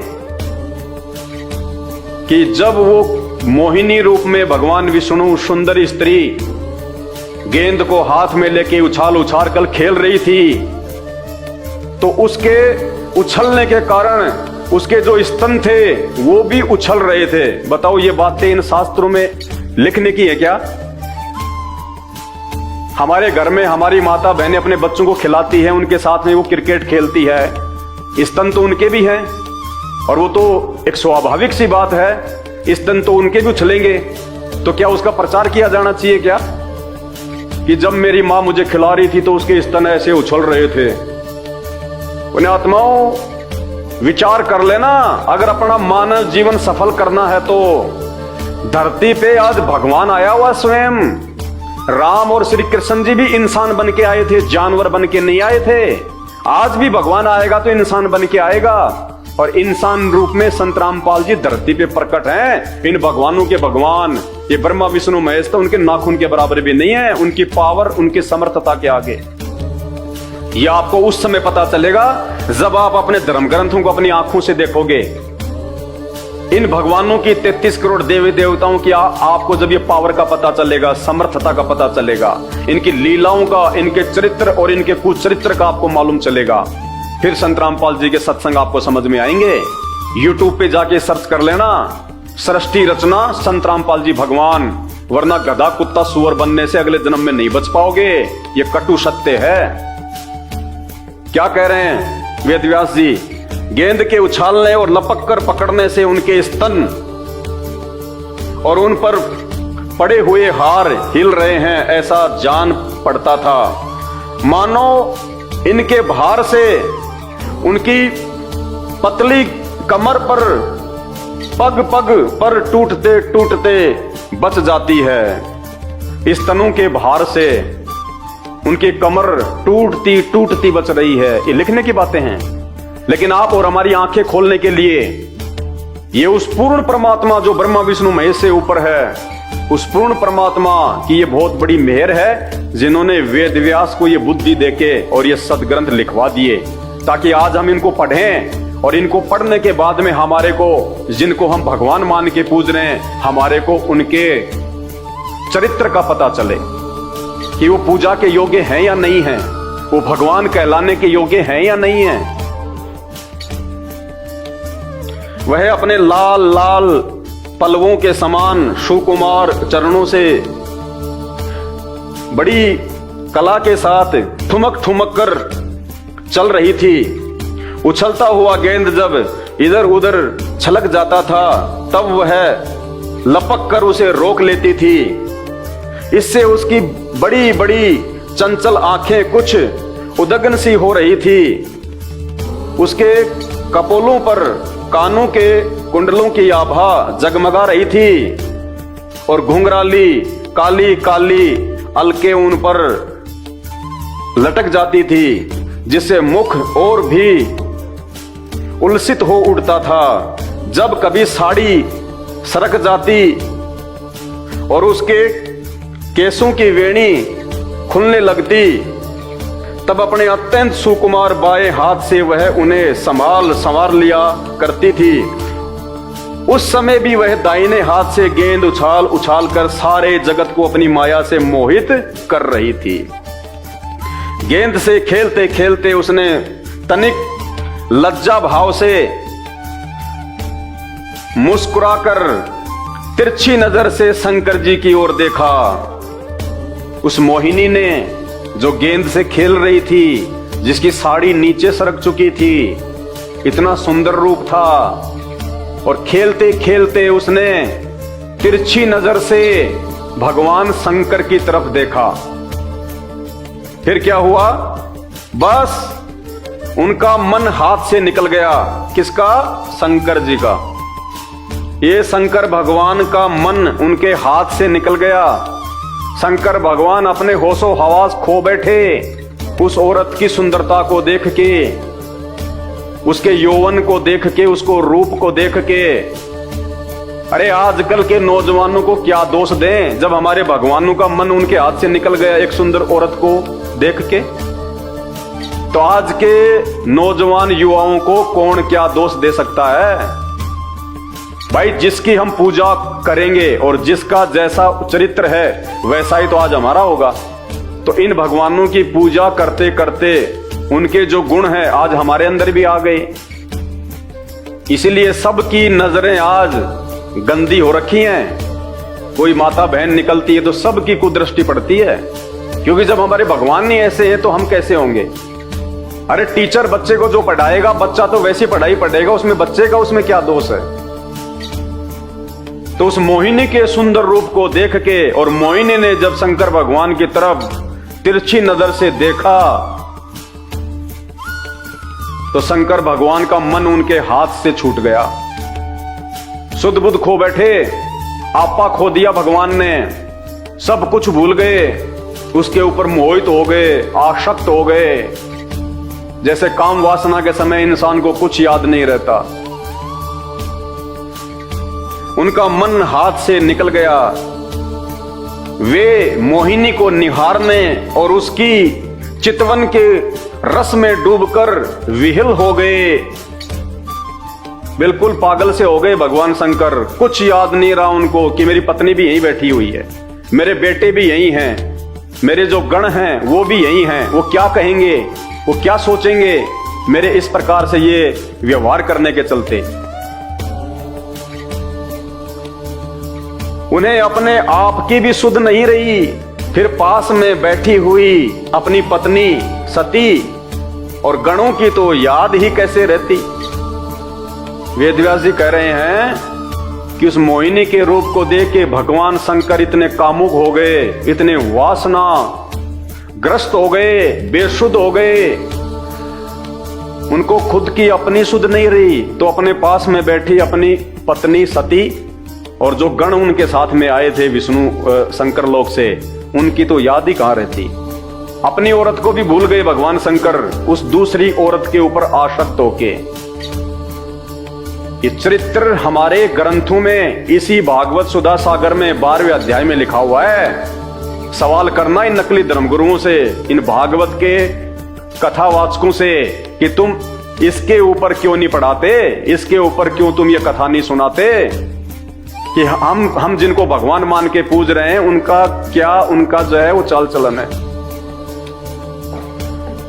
भगवान शंकर को अपनी स्त्री की भी कोई सुध बुध नहीं रही, गणों की तो याद ही कैसे रहती। एक बार मोहिनी के हाथ से उछलकर गेंद थोड़ी दूर चला गया, वह भी उसके पीछे पीछे दौड़ी।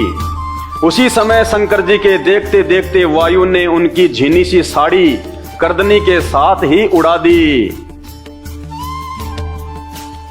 जो मोहिनी थी वो निवस्त्र हो गई, हवा से उसकी साड़ी हट गई, उसके शरीर से निवस्त्र हो गई। मोहिनी का एक एक अंग बड़ा ही रुचिकर और मनोरम था। लिखने वाले को भी शर्म नहीं आ रही कि मैं क्या लिख रहा हूं। कहते हैं उस सुंदर स्त्री का एक एक अंग बड़ा ही रुचिकर और मनोरम था। अरे ये कामसूत्र की किताब है या फिर ये भागवत है? ये पंडित लोग ये कामसूत्र की कथा करते हैं या फिर भागवत की करते हैं? अगर किसी व्यक्ति का ऐसा चरित्र यदि कोई किसी के सामने बताए, वो उसके घर पे कभी वो जिंदगी में नहीं जाएगा। कोई अपनी बेटी का रिश्ते करने जा रहा है और पड़ोसी आके उसको उस लड़के के चरित्र के बारे में बताए कि साहब ऐसे ऐसे एक समय एक स्त्री आ गई थी हमारे यहाँ और इतनी सुंदर थी, हवा तेज चल रही थी, उसकी साड़ी हट गई, निवस्त्र हो गई और ये लड़का उस समय उसके एक एक अंग को निहारने लग गया, पागल सा हो गया, बेसुध हो गया। वो बाप अपनी बेटी की शादी उसे करेगा क्या? जिंदगी में नहीं करेगा, उस घर में भी नहीं जाएगा और दोबारा। और हम भगवान मान के पूज रहे हैं। देखते जाइए आगे आगे, ये तो शुरुआत है, ट्रेलर है। मोहिनी का एक एक अंग बड़ा ही रुचिकर और मनोरम था, जहां आंखें लग जाती लगी ही रहती। यही नहीं, मन भी वहीं रमण करने लगता। उसको इस दशा में देखकर भगवान शंकर उसकी ओर अत्यंत आकृष्ट हो गए। मोहिनी को नंगा देखकर, निवस्त्र देखकर और भगवान शंकर उसके ऊपर फिदा हो गए। आकृष्ट मानी आकर्षित हो गए, वो फिदा हो गए। उन्हें मोहिनी भी अपने प्रति आसक्त जान पड़ती थी। उसने शंकर जी का विवेक छीन लिया। भाई ध्यान से पढ़ना मेरे हिंदू भाइयों, उस एक स्त्री ने, जिसको हम भगवान कहते हैं कि वो भगवान सबको सद्बुद्धि देता है, सबको वो बुद्धि दे देता है, उस एक स्त्री ने हमारे उस भगवान की बुद्धि छीन ली, उसका विवेक छीन लिया। सोचने समझने की शक्ति भगवान की खत्म। इसीलिए तो आज इस देश का बेड़ा गर्क हो गया है। भगवान शंकर का विवेक छीन लिया उसने, बुद्धि छीन ली भगवान शंकर की। अरे भगवानों की अगर कोई बुद्धि छीन ले तो फिर ये लोक कौन चलाएगा? जीवों को कौन संभालेगा? और जिसकी बुद्धि छीन जाती है उसको पागल कहते हैं। ये शास्त्रों में लिखा हुआ है। एक स्त्री ने, उस स्त्री के रूप ने, और जिसको हम भगवान कहते हैं, सबका उत्पत्तिकर्ता कहते हैं, उस भगवान का विवेक छीन लिया उसकी सुंदरता ने। ये कहां तक के भगवान है? जो भगवान एक स्त्री के ऊपर आसक्त हो जाए वो भगवान नहीं, वो कामी पुरुष होता है। तो एक स्त्री ने भगवान की बुद्धि छीन ली। बस हमारे भगवानों के पास में इतनी ही पावर है कि एक स्त्री ने हमारे भगवान का विवेक छीन लिया, उसकी बुद्धि छीन ली। उसने शंकर जी का विवेक छीन लिया। वे उसके हाव भाव से कामातुर हो गए। कामातुर सेक्स के लिए तैयार हो गए, भावनाओं में बह गए। शुद्ध बुद्ध खो दी भगवान ने। कामातुर का क्या अर्थ होता है आप सब जानते हैं। वासनाग्रस्त हो गए भगवान, शुद्ध बुद्ध खो दी भगवान शंकर ने। कामातुर हो गए, संभोग करने के लिए तैयार हो गए, जबकि पास में खुद की पत्नी बैठी हुई है। क्या सोचा होगा माता सती ने, माता पार्वती ने? क्या इज्जत रही होगी भगवान शंकर की माता सती की नजरों में? खुद की औरत पास में बैठी हुई है और वे एक दूसरी औरत के ऊपर आसक्त हो गए, संभोग के लिए तैयार हो गए। उसके अलावा उनकी दृष्टि कहीं जा ही नहीं रही। उनका विवेक छिन गया। वो भूल गए कि यहां पे मेरी पत्नी भी बैठी हुई है। बस इतनी बुद्धि होती है भगवानों में। अरे इनसे ज्यादा बुद्धि तो एक आम व्यक्ति में होती है। वो भी ऐसी घटिया हरकत नहीं करता। उसको भी समाज का भय होता है, माता पिता का भय होता है कि कल को समाज मेरे विषय में क्या सोचेगा, क्या कहेगा। वो भी सोच समझ के काम करता है। और भगवान तो अपनी ही पत्नी और अपने ही जो सेवादार थे, जो गण थे, उनके सामने ही बेसुध हो गए। उसने शंकर जी का विवेक छीन लिया। वे उसके हाव भाव से कामातुर हो गए और भवानी के सामने ही लज्जा छोड़कर उसकी ओर चल पड़े। भगवानी यानी सती पार्वती भवानी के सामने, अपनी पत्नी के सामने ही लज्जा को छोड़ के, शर्म को छोड़ के और उसकी ओर चल पड़े, मोहिनी के पीछे चल पड़े, अपनी पत्नी को भी छोड़ के। भाइयों, मेरे ऊपर गुस्सा करने का या फिर क्रोध करने का कोई मतलब नहीं है। ये मेरे बाप दादाओं ने नहीं लिखे, ये वेद व्यास जी ने लिखे हैं। और आपके जो महाराज जी हैं, जो ये कथावाचक हैं, ये आपको दिन रात सुनाते हैं। गीता प्रेस गोरखपुर वालों ने इसको छापा है, उनके मोबाइल नंबर भी हैं, फोन नंबर भी हैं, ईमेल भी हैं, उनसे संपर्क करना कि अगर ये गलत है तो तुमने क्यों छापा। फिर वो आपको जवाब देंगे ये गलत है या सही है। आगे पढ़िए। मोहिनी वस्त्रहीन तो पहले ही हो चुकी थी, यानी नंगी तो पहले ही हो चुकी थी वो। शंकर जी को अपनी ओर आता देख बहुत लज्जित हो गई। वह एक वृक्ष से दूसरे वृक्ष की आड़ में जाकर छिप जाती और हंसने लगती, परंतु कहीं ठहरती न थी। भगवान शंकर की इंद्रियां अपने वश में नहीं रही। बताओ, ये भगवान है। भगवान शंकर की इंद्रियां अपने वश में नहीं रही, तो इनकी भक्ति करने से हमारी इंद्रियां कैसे वश में रहेंगी? कैसे हम एक अच्छे व्यक्ति बन सकते हैं, एक अच्छे साधक बन सकते हैं? जब एक औरत को देख के भगवान शंकर की भी इंद्रियां उनके काबू से बाहर हो गई, तो उस भगवान शंकर की भक्ति करने से हम जैसे 2 कोटि के आम व्यक्तियों की, आम भक्तों की इंद्रियां कैसे वश में रहेंगी? ये विचार करने की बात है। आप तो एक अच्छे इंसान भी नहीं बन सकते, क्योंकि हम जिसकी पूजा करते हैं उसके गुण और उसका चरित्र उस व्यक्ति ने अपने ऊपर धारण करना होता है कि मैं भी उनके जैसा बनूं। आज कौन माँ बाप चाहेगा अपने बच्चों को भगवान शंकर जी के जैसा बनाना? क्या चाहेगा कोई माँ बाप कि मेरा बच्चा मार्केट में जब जाए, स्कूल या कॉलेज में जाए, और यदि कोई सुंदर स्त्री या कोई बहन बेटी दिखाई दे तो उसके ऊपर आसक्त हो जाए, मोहित हो जाए? चाहेगा कोई माँ बाप? तो हम जिसकी पूजा करते हैं उसके गुण और उसका चरित्र ऑटोमेटिक हमारे अंदर समाहित हो जाता है। और इसी का यह नतीजा है कि आज समाज के अंदर माता बहनों का निकलना मुश्किल हो जाता है। बेचारी पूरे शरीर पे कपड़े पहन के निकलती हैं, फिर भी लोगों की जो कुदृष्टि है उससे वो जो है वो बच नहीं पाती। इन भगवानों की भक्ति करते करते, क्योंकि जिसकी भक्ति करेंगे उसके गुण, उसका स्वभाव ऑटोमेटिक उस भगत में आएगा। तो ये हमारे भगवानों का स्वभाव है, शंकर जी का, महादेव जिसको हम कहते हैं महादेव। भागवत में लिखा हुआ है जिसकी तुम कथा करते हो, और ये कथा करने से फिर तुम्हारा जो चरित्र है, तो तुम्हारे बच्चों का जो वो चरित्र है वो कहां से ठीक रहेगा? भगवान शंकर की इंद्रियां अपने वश में नहीं रही, वे काम वश हो गए। बताओ, फैल हो गए, डिस्फ्यूज हो गए, काम वश हो गए। अतः अथिनी के पीछे हाथी की तरह उनके पीछे दौड़ने लगे। 84 लाख योनियों में सबसे ज्यादा सेक्स, सबसे ज्यादा काम वासना हाथी के अंदर बताई गई है। तो वेदव्यास जी कह रहे हैं जैसे एक हाथी कामवश होके एक अथनी के पीछे अंधा होके जो है वो चल पड़ता है, वैसे हमारे भगवान की हालत हो गई, शंकर जी की, शिव जी की।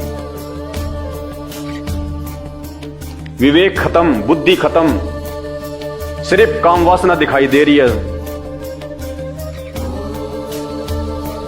कामातुर हाथी की तरह और उस मोहिनी के पीछे भगवान शंकर लग लिए। क्या किया फिर भगवान शंकर ने? क्या किया हमारे भगवान ने, जिनके भरोसे हम बैकुंठ में जाने की सोच रहे हैं, शंकर जी के लोक में जाने की सोच रहे हैं, मुक्ति प्राप्त करने की सोच रहे हैं, यहां भी सुख प्राप्त करने की सोच रहे हैं। उन्होंने यानी भगवान शंकर ने अत्यंत वेग से यानी दौड़ के भाग के उसका पीछा करके पीछे से उसका जूड़ा पकड़ लिया, पीछे से उसका जूड़ा पकड़ लिया मोहिनी का भगवान शंकर ने। और उसकी इच्छा न होने पर भी उसे दोनों भुजाओं में भरकर हृदय से लगा लिया। आज अगर कोई किसी लड़की को छेड़ देता है और वो मुकदमा कर देती है तो पॉक्सो एक्ट लगता है, 10 साल की जेल है। तो क्या हम ये सीखें अपने भगवान से कि अगर तुम्हें कहीं भी मार्केट में या बाजार में, स्कूल में या कॉलेज में कोई सुंदर लड़की दिखाई दे जाए तो तुम उसके ऊपर आसक्त हो जाओ और उसको वहीं पकड़ लो, उसको सबके सामने उसकी बात भर लो? ये सीखेंगे हम भगवानों से। ये चरित्र होता है भगवान का, जिसको हम भगवान कहते हैं। इनकी पूजा हम करें ताकि इनका स्वभाव, इनके गुण हमारे अंदर भी आ जाएं और रोज हमारे यहां पे जूते लगे। भाइयों और बहनों, विचार करो, ये संत रामपाल जी ने नहीं लिखे, मैंने नहीं लिखे, वेद व्यास जी ने लिखा है। गीता प्रेस गोरखपुर वालों ने छापा है और आपके धर्मगुरु लेके आते हैं और आपको ये कथाएं सुनाते हैं। सवाल करो उनसे कि क्या एक भगवान का ऐसा चरित्र होता है क्या? अपनी पत्नी के सामने दूसरी औरत के ऊपर आसक्त हो गए, अपनी ही पत्नी के सामने दूसरी औरत को बांध भर लिया, संभोग करने की दृष्टि से काम वासना में लिप्त होके। आम व्यक्ति को भी तो इतनी शर्म होती है आज, आम व्यक्ति को भी। अगर कोई व्यक्ति अपनी औरत के साथ कहीं जा रहा है, चाहे कितनी सुंदर क्यों ना आ जाओ, वो व्यक्ति में भी इतनी कॉमन सेंस होती है, वो भी ऐसी नीच और गंदी हरकत नहीं करेगा जो हमारे भगवान कर रहे हैं। ये पूजा के योग्य हैं। जीवन बर्बाद कर देंगे ये नकली संत महात्मा शंकराचार्य गुरु, ये कथावाचक आपका जीवन बर्बाद। समय रहते संत रामपाल जी के सत्संग सुनना शुरू कर दो, ये मानव जीवन व्यर्थ हो जाएगा। वरना यूट्यूब पे जाके सर्च करो सृष्टि रचना संत रामपाल जी भगवान, अगर अपना जीवन बचाना चाहते हो तो। वरना इनकी पूजा करके इनके जैसे ही बनोगे, इनके जैसे ही आज समाज बन भी रहा है। बात बात पे झगड़ा, क्रोध, लड़ाई, ये काम वासना, माता बहनों को गंदी नजरों से देखना। अगर भगवान ऐसा करेगा तो भगत क्या करेगा? अरे गुरु अगर बैंगन खाएगा, चेले को कहेगा कि तू परहेज कर, तो वो कैसे करेगा? कभी नहीं कर सकता। तो आज शंकर के जो भगत हैं वो भी ऐसा ही करेंगे, ब्रह्मा विष्णु महेश के भगत हैं वो भी ऐसा ही करेंगे। आने वाले दिनों में आपको इन्हीं धर्म ग्रंथों से आपको ब्रह्मा जी का बताएंगे। अपनी ही बेटे को उन्होंने पीछे से बांध भर ली काम वासना में होके। चलो शंकर जी तो चलो कोई दूसरी औरत है, ब्रह्मा जी ने तो अपनी खुद की बेटी। भाई शर्म आती है इनको भगवान बोलते हुए। तो कौन है फिर वो भगवान जो ये सृष्टि चला रहा है? अगर शंकर जी अगर सृष्टि चला रहे हैं तो जिस समय मोहिनी का सुंदर रूप देख के शंकर जी का जो विवेक है वो छिन गया, तो शंकर जी को तो सुध बुध रही नहीं, तो सृष्टि कौन चला रहा था फिर उस समय जब शंकर जी अपने होशो हौस में नहीं थे? शंकर जी को मालूम नहीं था कि क्या हो गया। उस समय कौन सृष्टि चला रहा था? वो भगवान कौन है जो इनसे भी ऊपर है, सबसे ऊपर है। उसकी जानकारी संत रामपाल जी ने दी है इन्हीं शास्त्रों में दिखा के। सत्संग सुन लेना यूट्यूब पे जाके, संत रामपाल जी भगवान के सत्संग, सृष्टि रचना। भगवान शंकर ने यानी उन्होंने अत्यंत वेग से उनका पीछा करके पीछे से उनका जूड़ा पकड़ लिया और उसकी इच्छा न होने पर भी उसे दोनों भुजाओं में भरकर हृदय से लगा लिया। आपके घर पे आपका कोई दोस्त आ जाए और आपकी बहन को या आपकी औरत को देख के वो भगवान शंकर की तरह हो जाए और काम वासना के वशीभूत हो गए, सेक्स करने की इच्छा से अगर वो आपकी बहन का या आपकी औरत का यदि वो पीछे से जूड़ा पकड़ ले, उसको बांध भर ले, आप क्या करोगे? उसको खीर खिलाओगे? उसके लिए आप अच्छा सा मतलब बेड लगाओगे कि रात को आप आराम करो? उसी समय जूते मार मार के भगा दोगे आप कि नालायक इंसान, तुझे ये भी नहीं पता कि समाज में कैसे राज आता है। दूसरे की माँ बहन बेटियों को अपनी माँ बहन और बेटी की दृष्टि से जो है वो देखना चाहिए। नालायक इंसान, तुझे इतनी भी तमीज नहीं है। और भगवान की हम पूजा कर रहे हैं जो वही काम कर रहे हैं।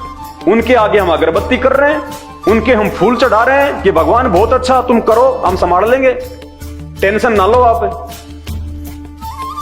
क्यों?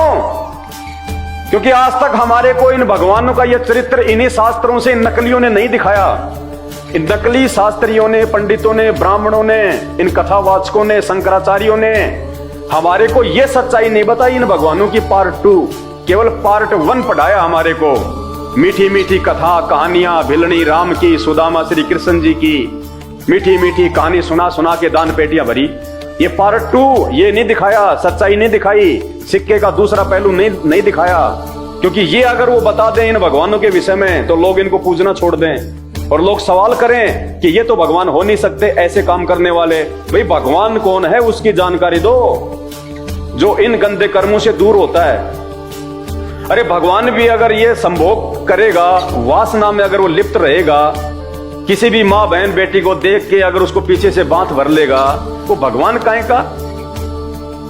तो इनके पास कोई जवाब नहीं होता, क्योंकि इनको तत्व ज्ञान नहीं है। इन पंडितों को, इन कथावाचकों को, इनको सृष्टि रचना का नहीं पता। उसके लिए आपको केवल संत रामपाल जी के सत्संग सुनने पड़ेंगे यूट्यूब पे। सृष्टि रचना संत रामपाल जी भगवान, फिर देखना आपकी आंखें खुल जाएंगी, आंखें कि हे भगवान हमारा तो जीवन बर्बाद हो रहा था, भला हुआ जो समय रहते हमें संत रामपाल जी भगवान के बारे में पता चल गया। उन्होंने अत्यंत वेग से उनका पीछा करके पीछे से उनका जूड़ा पकड़ लिया और उसकी इच्छा न होने पर भी उसे दोनों भुजाओं में भरकर हृदय से लगा लिया। जैसे हाथी हथीनी का आलिंगन करता है, वैसे ही भगवान शंकर ने उसका आलिंगन किया। भगवान शंकर ने बांध भर के छाती से लगा के और जो है वो किस करने लग गए, जबरदस्ती। आलिंगन का मतलब किस करना, काम वासना के वशीभूत होके। ये भी नहीं विचार किया कि मेरी पत्नी क्या कहेगी, मेरे बच्चे क्या कहेंगे। किन भगवानों को भगवान मान के भाई साहब हम मुक्ति सोच रहे हैं? ये आप और हमारे जैसे ही हैं। जैसे गांव का एक व्यक्ति 4 वोट लेके और वो मंत्री बन जाए तो उसके हाथ में पावर आ जाती है वो हमारे गांव का ही, हमारे जैसा ही है, बस वो शक्ति उसके हाथ में आ गई।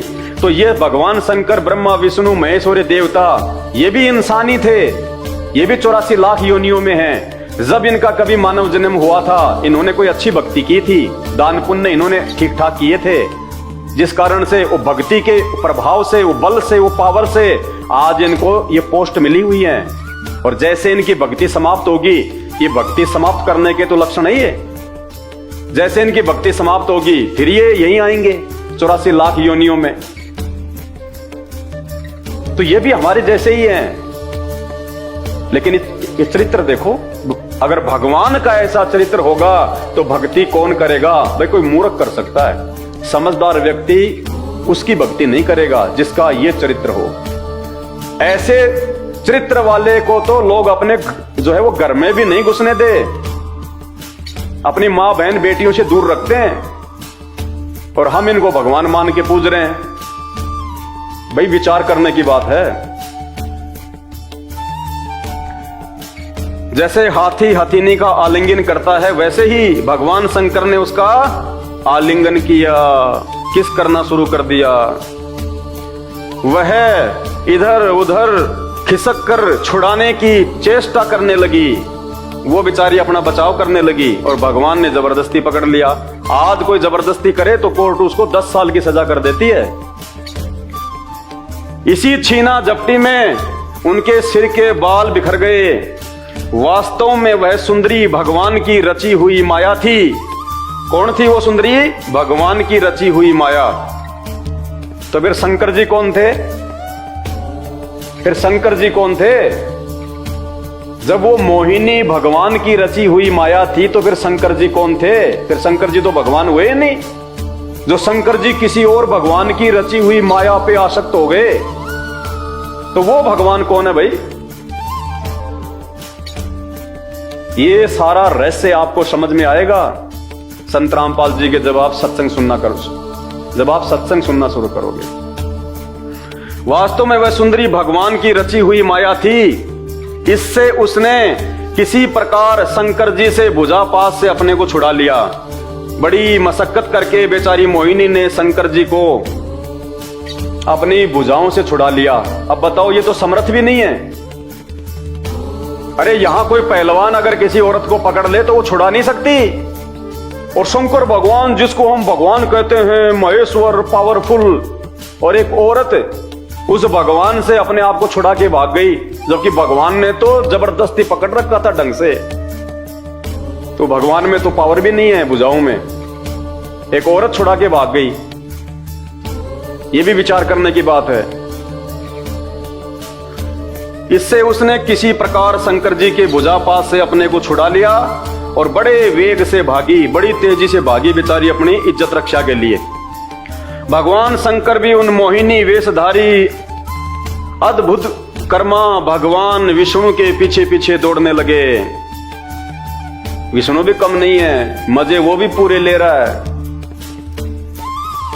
कि ढंग से पागल करूंगा आज तेरे को।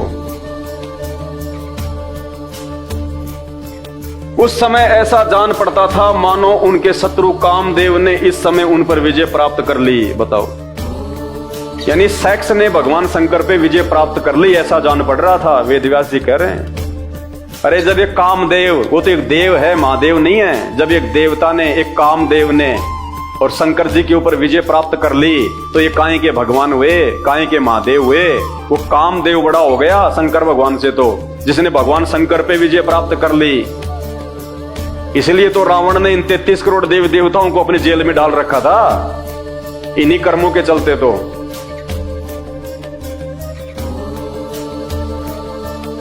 कामुक हथनी के पीछे दौड़ने वाले मदोन्नत हाथी के समान वे मोहिनी के पीछे पीछे दौड़ रहे थे। फिर भी भगवान पीछे पीछे हो लिए उसके। यद्यपि अब देखना पुण्यात्माओं, बोलते हुए भी हमें शर्म आएगी, इसलिए मैं हाथ जोड़ के विनती करता हूं, सुनने का प्रयास जरूर करो ताकि आपकी आंखें खुलें कि ऐसे ऐसे कर्म करने वाले भगवान नहीं हो सकते। आपको उस भगवान की आवश्यकता है, स्त्री जिसके आसपास भी नहीं होती, काम वासना जिसके आसपास भी नहीं होती, जिस भगवान के ऊपर ना कोई देव, ना महादेव, ना काम वासना कोई भी विजय प्राप्त ना कर सके। आज इस पूरी पृथ्वी पे वो भगवान, वो परमात्मा संत रामपाल जी हैं। जब तक आप उनका सत्संग नहीं सुनेंगे तब तक आप उनके जीवन के विषय में भी कुछ नहीं जान पाएंगे। भ्रमित करने वाले आपको बहुत करेंगे, लेकिन शास्त्रों में जो सच्चाई है, जो उन्होंने आज आके बताई है, ये भगवान के अलावा कोई दूसरा नहीं बता सकता। क्या किया फिर भगवान शंकर ने? भगवान शंकर का वीर्य अमोघ है, फिर भी मोहिनी की माया से वह संखलित हो गया। इससे घटिया और चरित्र नहीं हो सकता। लेखक कह रहा कि वैसे तो भगवान शंकर का जो वीर्य होता है वो बहुत ज्यादा वो पावरफुल है, अमोघ है, लेकिन उस मोहिनी के रूप को देख के भगवान शंकर का वीर्यपात हो गया। कपड़ों में जैसे रात्रि को सौपन दोष हो जाता है, जब रात्रि में ऐसा कोई सौपन आता है और आदमी का जब वीर्यपात हो जाता है, ये हालत हमारे भगवान की, शंकर जी की। उस मोहिनी के रूप को ही देख के, उसकी सुंदरता को देख के, और भगवान शंकर का उसके कपड़ों में वीर्यपात हो गया। इतने कामातुर हो गए, इतने काम वासना में चले गए, ये भी नहीं ख्याल किया कि सामने मेरी औरत बैठी हुई है, मेरे बच्चे बैठे हुए हैं, मेरे गण बैठे हुए हैं। भला हो जिन्होंने ये शास्त्रों में सच्चाई लिख दी और आज आप और हमारी आंखें खोलने के लिए पर्याप्त है। अगर भगवान इतना ही कमजोर है तो कहां से मुक्ति कर देगा हमारी? अरे ये भागवत सुनने से आपके अंदर काम वासना जागेगी या फिर कोई भक्ति के प्रति आपकी रुचि बनेगी? अगर ये चरित्र पढ़ेंगे तो क्या होगा? आप कहोगे अपने बच्चों को कि तुम्हारे को भगवान शंकर के जैसा बनना चाहिए। कोई माँ बाप नहीं चाहेगा कि मेरा बेटा भगवान शंकर के जैसा बने। ये हालत है। अरे 5 किलो देसी घी का किसी ने हलवा बनाया, हलवा तो बहुत अच्छी चीज होती है, सब कोई जो है खाने की इच्छा होती है, और उसमें एक बूंद यदि कोई जहर की डाल दे, कोई खाएगा उसको? कोई नहीं खाएगा। कोई मूर्ख खाएगा या कोई बिल्कुल जो पागल होगा वो खाएगा, जिसको जहर का नहीं पता। तो ये चाहे कितने अच्छे हों भगवान शंकर, लेकिन एक चरित्र दाग लगा देता है, दाग। भाई और बहनों, विचार करो इन बातों पे। इन संतों ने, महंतों ने, इन पंडितों ने, इन शंकराचार्यों ने, इन भागवत के कथाकारों ने आप और हमारे को कहां मूर्ख बना रखा है। सिर्फ दान दक्षिणा के लिए आप लोगों तक ये सच्चाई नहीं पहुंचाई जा रही। धन्यवाद करो संत रामपाल जी भगवान का, जो सन 1994 से इन शास्त्रों को टीवी चैनलों पे दिखा दिखा के सच्चाई बता रहे हैं, और लाखों की संख्या में भगत आत्माओं ने अपना जीवन धन्य बना लिया। जीवन धन्य। मर्यादाओं के बिना भक्ति नहीं होती, नियमों के बिना भक्ति नहीं होती। जैसे किसी को कोई कैंसर का रोग है, डॉक्टर के पास जाएगा, डॉक्टर ऑपरेशन कर देगा और फिर उसको कुछ परहेज बताएगा। जब तक वो परहेज नहीं निभाएगा उसका इलाज संभव नहीं है, वो स्वस्थ नहीं हो सकता। ठीक इसी प्रकार जो भक्ति होती है उसके नियम होते हैं, मर्यादा होती है, जिनमें एक मर्यादा है दूसरे की मां बहन बेटे को अपनी मां बहन की नजर से देखना। ये नियम है भक्ति का। तो काहे की भक्ति है? शंकर जी तो खुद ही नियम तोड़ रहे हैं, इनके भक्तों पे कहां होगा असर? अरे मैं खाऊं गुड़ और दूसरों को कहूं भैया गुड़ नहीं खाना चाहिए, पेट में कीड़े पड़ जाएंगे, कहां से मेरे शब्द काम करेंगे? नहीं करेंगे। तो शंकर जी का ये चरित्र है तो उनके भक्तों का क्या होगा? कहां जाएंगे उनके भगत? इसलिए तो हम मरने के बाद में उनके श्राद्ध निकालते हैं, क्योंकि भूत बनते हैं सब भूत। ये पूर्ण परमात्मा नहीं है, पूर्ण भगवान नहीं है, सृष्टि का रचनहार नहीं है, ये महादेव नहीं है। ये तो आम इंसान का भी ऐसा नहीं होता है चरित्र। अगर गांव में कोई इंसान अगर सरेआम ऐसा कर दे, उस आदमी को गांव से बाहर निकाल दिया जाता है मुंह काला करके। और शंकर जी की हम घर में मूर्ति लगा के, फोटो लगा के हम इनके आगे अगरबत्ती कर रहे हैं, दिया जला रहे हैं, भगवान मान रहे हैं। भाई हमारी बुद्धि बिल्कुल फेल हो चुकी है, हमें पता ही नहीं फिर कौन भक्ति है और क्या भगवान है। देखा देखी में चल रहे हैं, भेड़ चाल में। जिसने जो बता दिया वो ही पूज लो, अंत में रोओगे पछताओगे। जब ये शरीर छूटेगा ना, भगवान हिसाब मांगेगा वहां। वो पूर्ण परमात्मा जो इन सब के ऊपर है, जिसकी जानकारी संत रामपाल जी ने दी है और दुनिया में किसी के पास नहीं है, वो हिसाब मांगेगा एक एक श्वास का, कि बेटा इस श्वास से मैंने तेरे को पूर्ण गुरु से नाम लेके और सही मंत्र जाप करने के लिए दी थी, हिसाब दे। क्या हिसाब दोगे? उस समय ये शंकर जी नहीं आएंगे बचाने, ब्रह्मा विष्णु जी नहीं आएंगे, देव देवता नहीं आएंगे, खुद के कर्म खुद ने भोगने पड़ेंगे। तुम्हारे ये गुरुजन नहीं आएंगे, ये कथा कहने वाले, ये खुद उस समय आपको नरक में पड़े हुए मिलेंगे। विचार करो, अभी समय है। जब तक आप जीवित हैं तब तक समय है आपके पास में। एक बार शरीर छूट गया ना, कोई धनी नहीं है फिर। भगवान शंकर का वीर्य अमोघ है, फिर भी मोहिनी की माया से वह संकलित हो गया।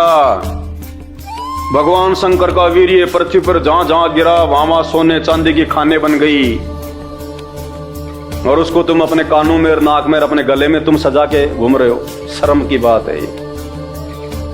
तो ये चरित्र है हमारे भगवानों का। क्या भक्ति करें, कैसे दुनिया का भला होगा? तभी तो हर आदमी की नजर आजकल गंदी हो रखी है। अपनी मां बहन बेटियों को कोई सरेआम नहीं बाहर भेजता मार्केट में अकेला, सब राक्षस बैठे हुए हैं। 5-5 साल की बच्चियों के बलात्कार हो जाते हैं। भाई जब भगवान ऐसा करेंगे तो फिर उसके भगत क्या करेंगे? आम व्यक्ति क्या करेगा? समाज कैसे सुधरेगा? अगर इनका ये चरित्र है तो ये कथाकारों का क्या चरित्र होगा? उनके उजले उजले कपड़ों को देख के मत जाना, अंदर से क्या है वो। जब उनके इष्ट देव का ये चरित्र है तो उनके इष्ट देव की वो कथा करने वालों का क्या चरित्र होगा, क्या उनका स्वभाव होगा? कॉमन सेंस की बात है। दिखने में तो शंकर जी भी बहुत अच्छे लगते हैं, लेकिन पर्दे के पीछे क्या खेल है इस चीज को समझो, अपना जीवन बर्बाद होने से बचाओ भाई और बहनों। ये कोई झूठ नहीं है, पाखंड नहीं है। ये शास्त्र सबके घरों में रखे हुए हैं, नहीं है तो मार्केट से ले आना। श्री भागवत सुधा सागर 12वां अध्याय 8वां स्कंद पेज नंबर 549 से 552 पढ़ लेना। झुठला नहीं सकता कोई।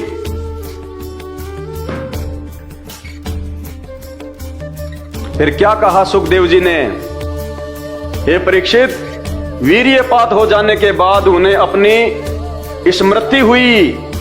उन्होंने देखा कि अरे भगवान की माया तो मुझे खूब छकाया। कहते हैं वो वीर्यपात होने के बाद में भगवान का जो बुद्धि थी, जो विवेक थी, वापस उनके खोपड़ी में आई और उन्होंने कहा कि अरे ये क्या कर दिया मैंने, ओ हो, भगवान ने तो मुझे बड़ा मूर्ख बनाया। अरे वीर्यपात होने के बाद तो आम व्यक्ति की बुद्धि भी ठिकाने आ जाती है, तो भगवान की आ गई तो जो है कौन सी बड़ी बात हो गई। यहां काम वासना में आदमी जो है दूसरे की औरतों का बलात्कार कर देते हैं जबरदस्ती। बलात्कार के मुकदमे बहुत हो रहे हैं। वो कर तो देते हैं बलात्कार, लेकिन वो बलात्कार होने के बाद में फिर उनकी बुद्धि ठिकाने आ जाती है जब पुलिस के डंडे पड़ते हैं, जब उनको जेल होती है तब। फिर तो इंसानों की भी आ जाती है बुद्धि ठिकाने। कहते हैं फिर बाद में भगवान की स्मृति वापस आ गई। वो पहले कहां चली गई थी, ब्रह्मांड में चली गई थी। वो भगवान ही था तो भगवान की बुद्धि कहां चली गई, और जिसकी बुद्धि जिसकी खोपड़ी से बाहर चली गई वो भगवान कहां हुआ फिर। तो विचार करो भाइयों, जागो। ये शास्त्र और ये शिक्षा, आज से पहले ये शास्त्र हिंदी में अनुवादित नहीं थे। आज से पहले एक ब्राह्मणों के अलावा दूसरों को शिक्षा ग्रहण करने का अधिकार नहीं था। ये उस पूर्ण परमात्मा की हमारे ऊपर मेहर हुई है, जो मालिक ने हमारे को पढ़ाया लिखाया और ये शास्त्रों का हर भाषा में अनुवाद कर दिया, ताकि आज कोई भी धर्मगुरु हमारे को मूर्ख नहीं बना सके इन शास्त्रों को सुना के। तुरंत हम उनसे सवाल करें कि क्या बता रहा भाई, कौन सा भगवान, क्या भगवान, ये भगवानों का चरित्र है क्या, ऐसे होते हैं क्या भगवान? ऐसे तो हम लोग बिना भक्ति के ठीक है। फिर ये कथा सुनाएंगे हम अपने बच्चों को, अपनी माताओं को, अपनी बहनों को, जो तुम्हारे को भी सुनाने में शर्म आ रही है। ऐसा गंदा चरित्र होता है भगवानों का। जागो जागो, समय निकलता जा रहा हाथ से। ये धर्मगुरु नहीं बचाएंगे धर्मराज के दरबार से। उल्टा लटकाया जाएगा, नरक में ठोका जाएगा, फिर 84 लाख योनियों में गधे कुत्ते। आज आप कितने सुखी हो, फिर गधे कुत्ते बन के कहां पे तुम्हारे को सुख होगा। वीर्यपात हो जाने के बाद उन्हें अपनी स्मृति हुई। उन्होंने देखा कि अरे भगवान की माया तो मुझे खूब छुकाया। वे तुरंत उस दुखद प्रसंग से अलग हो गए। इसके बाद आत्म स्वरूप सर्वात्मा भगवान की ये महिमा जानकर उन्हें कोई आश्चर्य नहीं हुआ। इतना घटिया काम करने के बाद भी उनको शर्म नहीं आई। कहने का मतलब ये है इसका। आगे देखिए, सुखदेव जी कहते हैं, प्रिय परीक्षित, मैंने विष्णु भगवान की यह ऐश्वर्य पूर्ण लीला तुमको सुनाई। अब इसमें खाक ऐश्वर्य पूर्ण है, क्या है इसमें ऐसा महान है? ये तो शर्मिंदा होने की बात है। और ये कहने कि मैंने तुम्हें भगवान विष्णु की ऐश्वर्य पूर्ण कथा सुनाई। भाइयों विचार करो। सुखदेव जी कहते हैं, प्रिय परीक्षित, मैंने विष्णु भगवान की यह ऐश्वर्य पूर्ण लीला तुमको सुनाई, जिसमें समुद्र मंथन के समय अपनी पीठ पर मंदराचल धारण करने वाले भगवान का वर्णन है। जो पुरुष बार बार इसका कीर्तन और श्रवण करता है, उसका उद्योग कभी और कभी निष्फल नहीं होता। बताओ, कहते हैं जो व्यक्ति इस कथा को बार बार सुनेगा और सुनाएगा, उसका काम धंधा बहुत अच्छा चलेगा। जूते पड़ेंगे, जूते। आप सुना के दिखा दो यहां पे रोड पे तुम खड़े होके, जैसे ये दास अपने गुरुदेव के आशीर्वाद से तुमको सुना रहा है, तुम रोड पे खड़े होके सुना दो, जूते पड़ेंगे, जूते। और अगर इस कथा के सुनने से और इसका कीर्तन करने से अगर काम धंधा बहुत अच्छा चले, तो ये पंडित क्या तुम्हारा काम धंधा अच्छा चलता हुआ देखना नहीं चाहते क्या? ये पंडित क्यों नहीं सुनाते तुम्हें ये कथा? जब इस कथा के सुनने और कहने से अगर इतना लाभ है तो ये पंडित क्यों नहीं सुनाते तुम्हें कथा, ये ब्राह्मण क्यों नहीं सुनाते, ये कथावाचक क्यों नहीं सुनाते, ये शंकराचार्य क्यों नहीं सुनाते? क्योंकि उनको भी शर्म आती है जब ये सुनाते हैं तब। और कह रहे हैं ये कथा की सुनने से, ये कीर्तन करने से सारी इच्छाएं पूरी हो जाएंगी, उद्योग बहुत अच्छा चलेगा।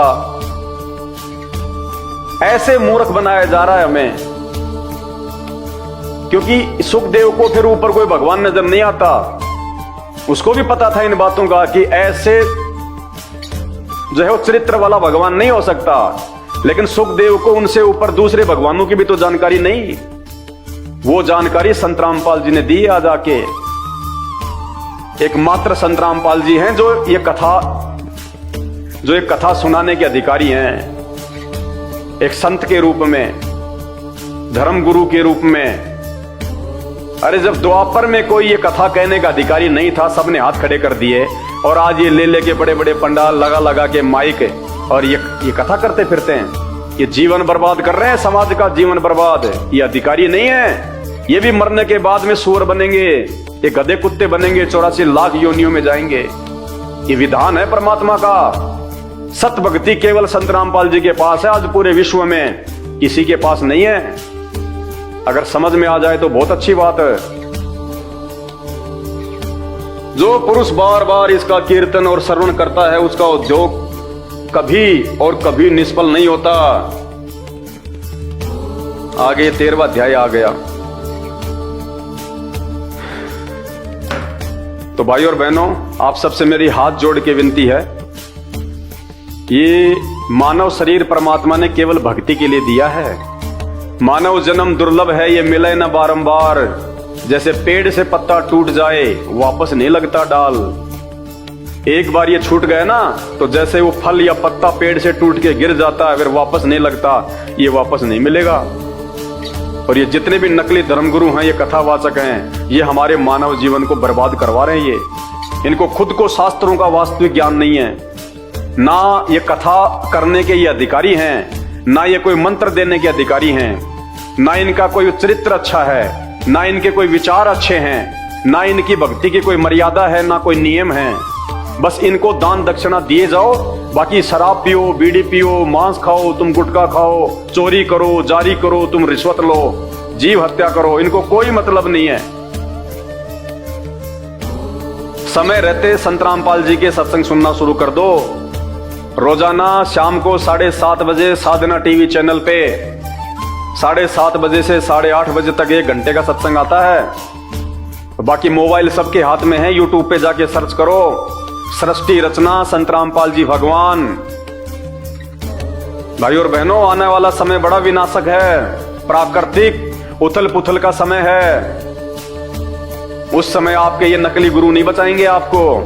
जिन भगवानों की आप भक्ति कर रहे हो, जिनको भगवान मान के, ये आधे अधूरे भगवान आपको नहीं बचा पाएंगे। केवल संत रामपाल जी हैं जिनके मार्गदर्शन में आप अपने और अपने परिवार की रक्षा कर सकते हो। एक वर्तमान में धर्मगुरु कहलाने के अधिकारी, जगत गुरु कहलाने के अधिकारी केवल संत रामपाल जी हैं। इन संपूर्ण शास्त्रों का वास्तविक ज्ञान केवल वर्तमान में संत रामपाल जी को है। धरती पे दूसरा कोई पुरुष नहीं है कि डमी गॉड है, आधे अधूरे भगवान हैं। और ये जितने भी नकले संत, महात्मा, मंडलेश्वर, शंकराचार्य, धर्मगुरु हैं, ये आपको काल की भेंट चढ़ाने आए, काल की भेंट। समय रहते जाग जाओ। आने वाले समय में आपको और सच्चाई इन्हीं धर्म ग्रंथों से दिखाई जाएगी, जो सच्चाई संत रामपाल जी भगवान सन 1994 से लगातार दिखा रहे हैं। सिर्फ एक बार सत्संग सुनने की आवश्यकता है, निष्पक्ष होकर। जिस प्रकार आपने कभी पहली बार इन नकलियों के आपने सुने होंगे सत्संग, इनके प्रवचन कुछ भी नहीं है। जिसने संत रामपाल जी के प्रवचन सुन लिए निष्पक्ष होकर, धैर्य के साथ, और समझने का प्रयास किया कि वास्तव में इन धर्म ग्रंथों में क्या लिखा हुआ है और हम क्या साधना कर रहे हैं, हमसे किनको भगवान मनवा के पूजा करवाई जा रही है, और वास्तव में वो एक भगवान कौन है। सभी धर्मों की संत रामपाल जी ने पुस्तकें दिखा के उन धर्मों के अंदर फैले हुए पाखंड को उजागर किया है। चाहे हिंदू धर्म हो, चाहे मुसलमान धर्म हो, चाहे सिख हो, चाहे ईसाई हो, चाहे जैन हो, चाहे बौद्ध हो, सिर्फ यूट्यूब पे जाके एक बार सत्संग सुनने की आवश्यकता है, वरना अंत में आपके पास में पछताने के अलावा दूसरा कोई चारा नहीं रहेगा। ये ब्रह्मा विष्णु महेश और ये 33 करोड़ देवी देवता, ये आधे अधूरे भगवान हैं, इसीलिए तो हर व्यक्ति इनका मजाक उड़ा देता है। एक वीडियो देखिएगा आप, जिसमें एक संत हैं, अपने आप को वो सनातनी कह रहे हैं, परिवाजक कह रहे हैं, संत का चोला धारण कर रखा है, शंकराचार्य जी की तरह भगवा धारण कर रखा है।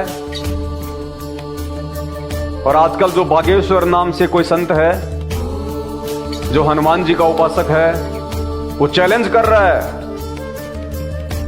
आप ही का भाई सनातनी, वो चैलेंज कर रहा है कि मैं चैलेंज करता हूं बागेश्वर धाम के धीरेन्द्र शास्त्री को और उसके भगवान हनुमान को, अगर उनमें कोई पावर है तो मेरा सामना करो।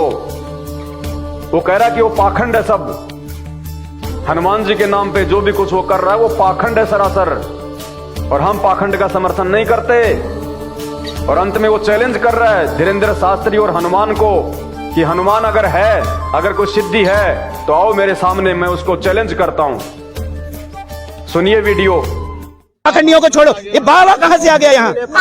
मैं एक परिव्राजक हूँ, मैं परिव्राजक हूँ, मैं पाखंडवाद का समर्थक नहीं हूँ। मैं कहता हूँ, अरे सुनो, मैं कहता हूँ यदि उसके हनुमान में इतनी दम है, बाबा बागेश्वर के हनुमान में इतनी, सुन लो मेरी बात, यदि उसके हनुमान में इतनी दम है तो इस देश के जितने वैश्यालय, जितने कत्ल खाने चल रहे, हनुमान जी जाएं और अपनी गधा से उनका चूरमा बनाएं। बोलो सही कि नहीं?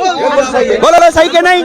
यदि हनुमान जी इस युग के सिद्ध देवता है, यदि हमको देवताओं के सहारे जीना है, देवताओं के सहारे जीना, तो हनुमान जी जाएं और सारे कत्ल खाने, वैश्यालय, सारे कत्ल खाने अपनी गदा से, अपनी मुष्टिका से उनका पाउडर बनाएं। जैसा उन्होंने लंका में जाके, जैसे लंका में घुस के सर्जिकल स्ट्राइक किया था, वैसे हनुमान जी आज भी सर्जिकल स्ट्राइक करके दिखाएं, तो हम बागेश्वर वाले हनुमान जी को और उनके उन चमचों को चैलेंज करते हैं। बोलो। काफी ज्ञानी लग रहे, कितना पढ़े लिखे हैं आप? अरे हमने पढ़ाई लिखाई तो 2.5 अक्षर प्रेम का, पोथी पढ़ पढ़ जगमुआ पंडित भयानक होए, और 2.5 अक्षर प्रेम का पढ़े सो पंडित होए। तो सुना आपने वीडियो, हनुमान जी को चैलेंज कर रहा है। क्यों चैलेंज कर रहा है? क्योंकि उनको पता है कि ऐसी कोई शक्ति व्यक्ति नहीं है, ये पूर्व जन्म की कोई सिद्धि है, कोई छोटी मोटी, धीरेन्द्र शास्त्री के पास में, जो वर्तमान में वो अपनी शक्ति को बर्बाद कर रहा है, वो खर्च कर रहा है, और अंत में जब उसकी वो शक्ति वो खत्म हो जाएगी लोगों में बांट बांट के, उसका क्या हाल होगा फिर। तो इनको भी पता है इन सब बातों का कि इन देव देवताओं के नाम पे केवल लोग ढोंग कर रहे हैं, पाखंड कर रहे हैं, लोग अपने धंधे को चमका रहे हैं। तभी तो इन्होंने हनुमान जी को भी चैलेंज कर दिया कि अगर हनुमान जी है तो आओ सामने, क्योंकि इनको सब पता है इन शास्त्रों में क्या लिखा हुआ है, ये कहां तक के भगवान है, कहां तक की इनकी पावर है। एक वीडियो आपको और दिखाते हैं। श्री नरेश चंद्र अग्रवाल जी हैं, राज्यसभा के सदस्य हैं। वो राज्यसभा में जहां पे देश के नेता लोग बैठे होते हैं, जहां पे बुद्धिजीवी लोग बैठे होते हैं, उन सब के सामने वो एक श्लोक बोल के आपके देवी देवताओं का, आपके भगवानों का, जिनको आप भगवान विष्णु मान के पूज रहे हैं, हनुमान जी मान के पूज रहे हैं, उनका मजाक उड़ा रहे हैं, और उनके साथी तालियां बजा रहे हैं, हंस रहे हैं। वो कहते हैं कि विस्की में विष्णु बसे, विस्की शराब, उसमें कौन बसता है? विष्णु भगवान, जिसको आप भगवान मानते, जिसकी पूजा करते हैं। विस्की में विष्णु बसे, रम में बसे श्री राम। रम के अंदर जो आर्मी में मिलती थी पहले रम की बोतल, उसमें कौन बसते हैं? आपके श्री राम, जिनके नाम पे आप देश को हिंदू राष्ट्र घोषित करना चाहते हैं, सनातन का नारा लगाते हैं, घर घर में जिनकी पूजा करते हैं आप, कहते हैं वो तो दारू में बसते हैं, रम में। विस्की में विष्णु बसे, रम में बसे श्री राम, जिनमें माता जानकी, माता जानकी, सीता जी को कहां बताया उन्होंने? जिन, जो कि एक शराब आती है। जिनमें बसे माता जानकी, और ठर्रे में हनुमान, देसी पौवा आता ठर्रा, कहते हैं उसमें हनुमान जी बसते हैं। बोलो सियावर रामचंद्र की जय। सुनिए भाई साहब का वीडियो। मैंने तो इतना भी कुछ नहीं कहा, संत रामपाल जी ने तो ऐसा भी नहीं कहा कुछ उन्होंने। मेरे गुरुदेव भगवान ने तो केवल वो सच्चाई बताई है जो इन शास्त्रों में लिखी हुई है। इसको सुन के भी अगर किसी धर्मगुरु के अगर पेट में दर्द होता है तो भाई ये तो उसकी कमजोरी है। ये सच्चाई तो आज नहीं तो कल ये तो समाज के सामने आएगी। भगवान धरती पे आया हुआ है तो तुम्हारे पाखंड का पर्दाफाश होगा। तुमने जो पूर्वजों को ये भूत पूजा करवा करवा के, ये भागवत सुना सुना के जो तुमने लोगों को भूत बनवा दिया, आज उनके श्राद्ध निकलवाते हो। फिर डबल कमाई, पहले तो भागवत के नाम पे कमाई, फिर मरने के बाद में श्राद्ध के नाम पे कमाई, कर्मकांड के नाम पे कमाई। अब इस पाखंड से पर्दा उठेगा हर धर्म का। धीरे धीरे दूसरे धर्मों में फैले हुए पाखंड का भी वीडियो बनेगा। हमारा मकसद केवल समाज को सत्यता से रूबरू करवाना है। आप जैसे कथावाचक पंडित मौलवी जो दुनिया को भ्रमित कर रहे हैं अपने धंधे के लिए, सबका पाखंड उजागर होगा। परमात्मा धरती पे है, अब तुम छुपने वाले नहीं हो। तुम्हारी दुकानें बहुत चल चुकी हैं, अब नहीं चलेंगी। तो सुनिए भाई साहब का वीडियो और उसके बाद विचार करना कि आपके भगवानों की समाज में कहां तक इज्जत है।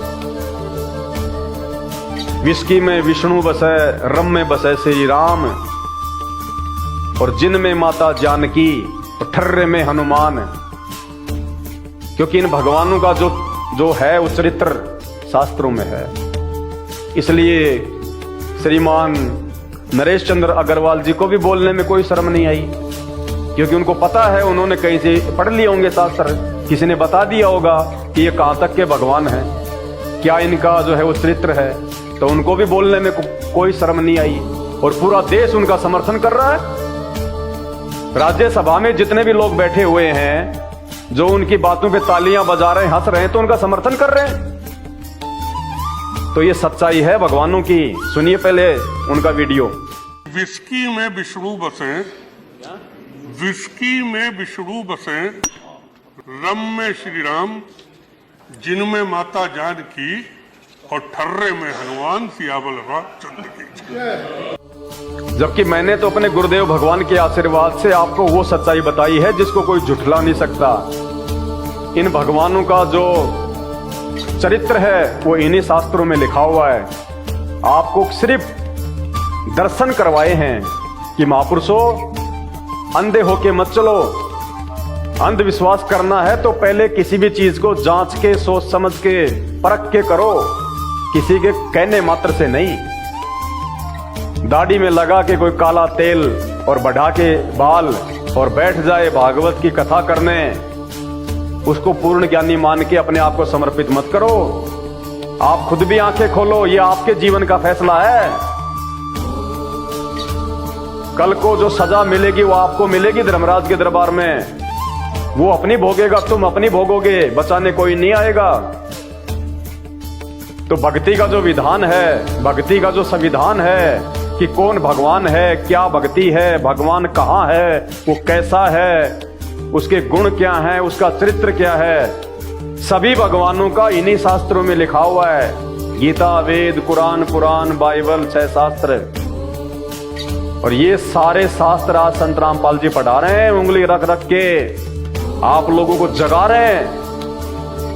जो आप इन नकली ज्ञानहीन धर्मगुरुओं के पीछे अपना जीवन बर्बाद कर रहे हो, तो जागो भाई बहनों, जागो। समय बहुत कम है, पछताने के अलावा फिर कुछ नहीं मिलेगा। आपका सौभाग्य है जो आपको ये जानकारियां मिल रही हैं।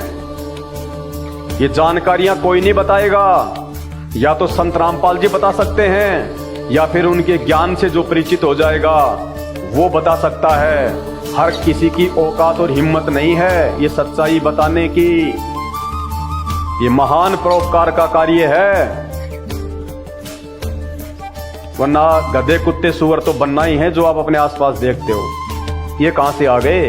ये वो ही हैं जो कभी मानव शरीर में थे आप और हमारी तरह, लेकिन भक्ति नहीं की, और की तो ये नकली संतों के पीछे लगे रहे, और आज उनकी दुर्गतियां हो रही हैं, दुर्गतियां। तो विचार करो इन सब बातों पे और समय रहते संत रामपाल जी की शरण में आ जाओ। उससे पहले उनके सत्संग सुनो, अच्छे से समझो पहले अध्यात्म को, पहचानो पहले भगवान कौन है। आज तक तुम्हें ये नकली धर्मगुरु ये नहीं बता सके कि एक भगवान कौन है, एक परमात्मा नहीं बता सके तुम्हें शास्त्रों से निकाल के। तुम्हारे को भूत भैरव की पूजा करवा दी, देवी देवताओं की जो है वो पूजा करवा दी, जिनको रावण ने अपनी जेल में डाल रखा था। वो तुम्हारा कहां से मोक्ष कर देंगे? विचार करो इन बातों पे। तो हाथ जोड़ के विनती है, मैं केवल आपको समझा सकता हूं, आपसे विनती कर सकता हूं। मानना या ना मानना ये आपके अपने बुद्धि विवेक के ऊपर है। वीडियो को ज्यादा से ज्यादा शेयर करें। बंदी छोड़ सतगुरु रामपाल जी भगवान की जय हो।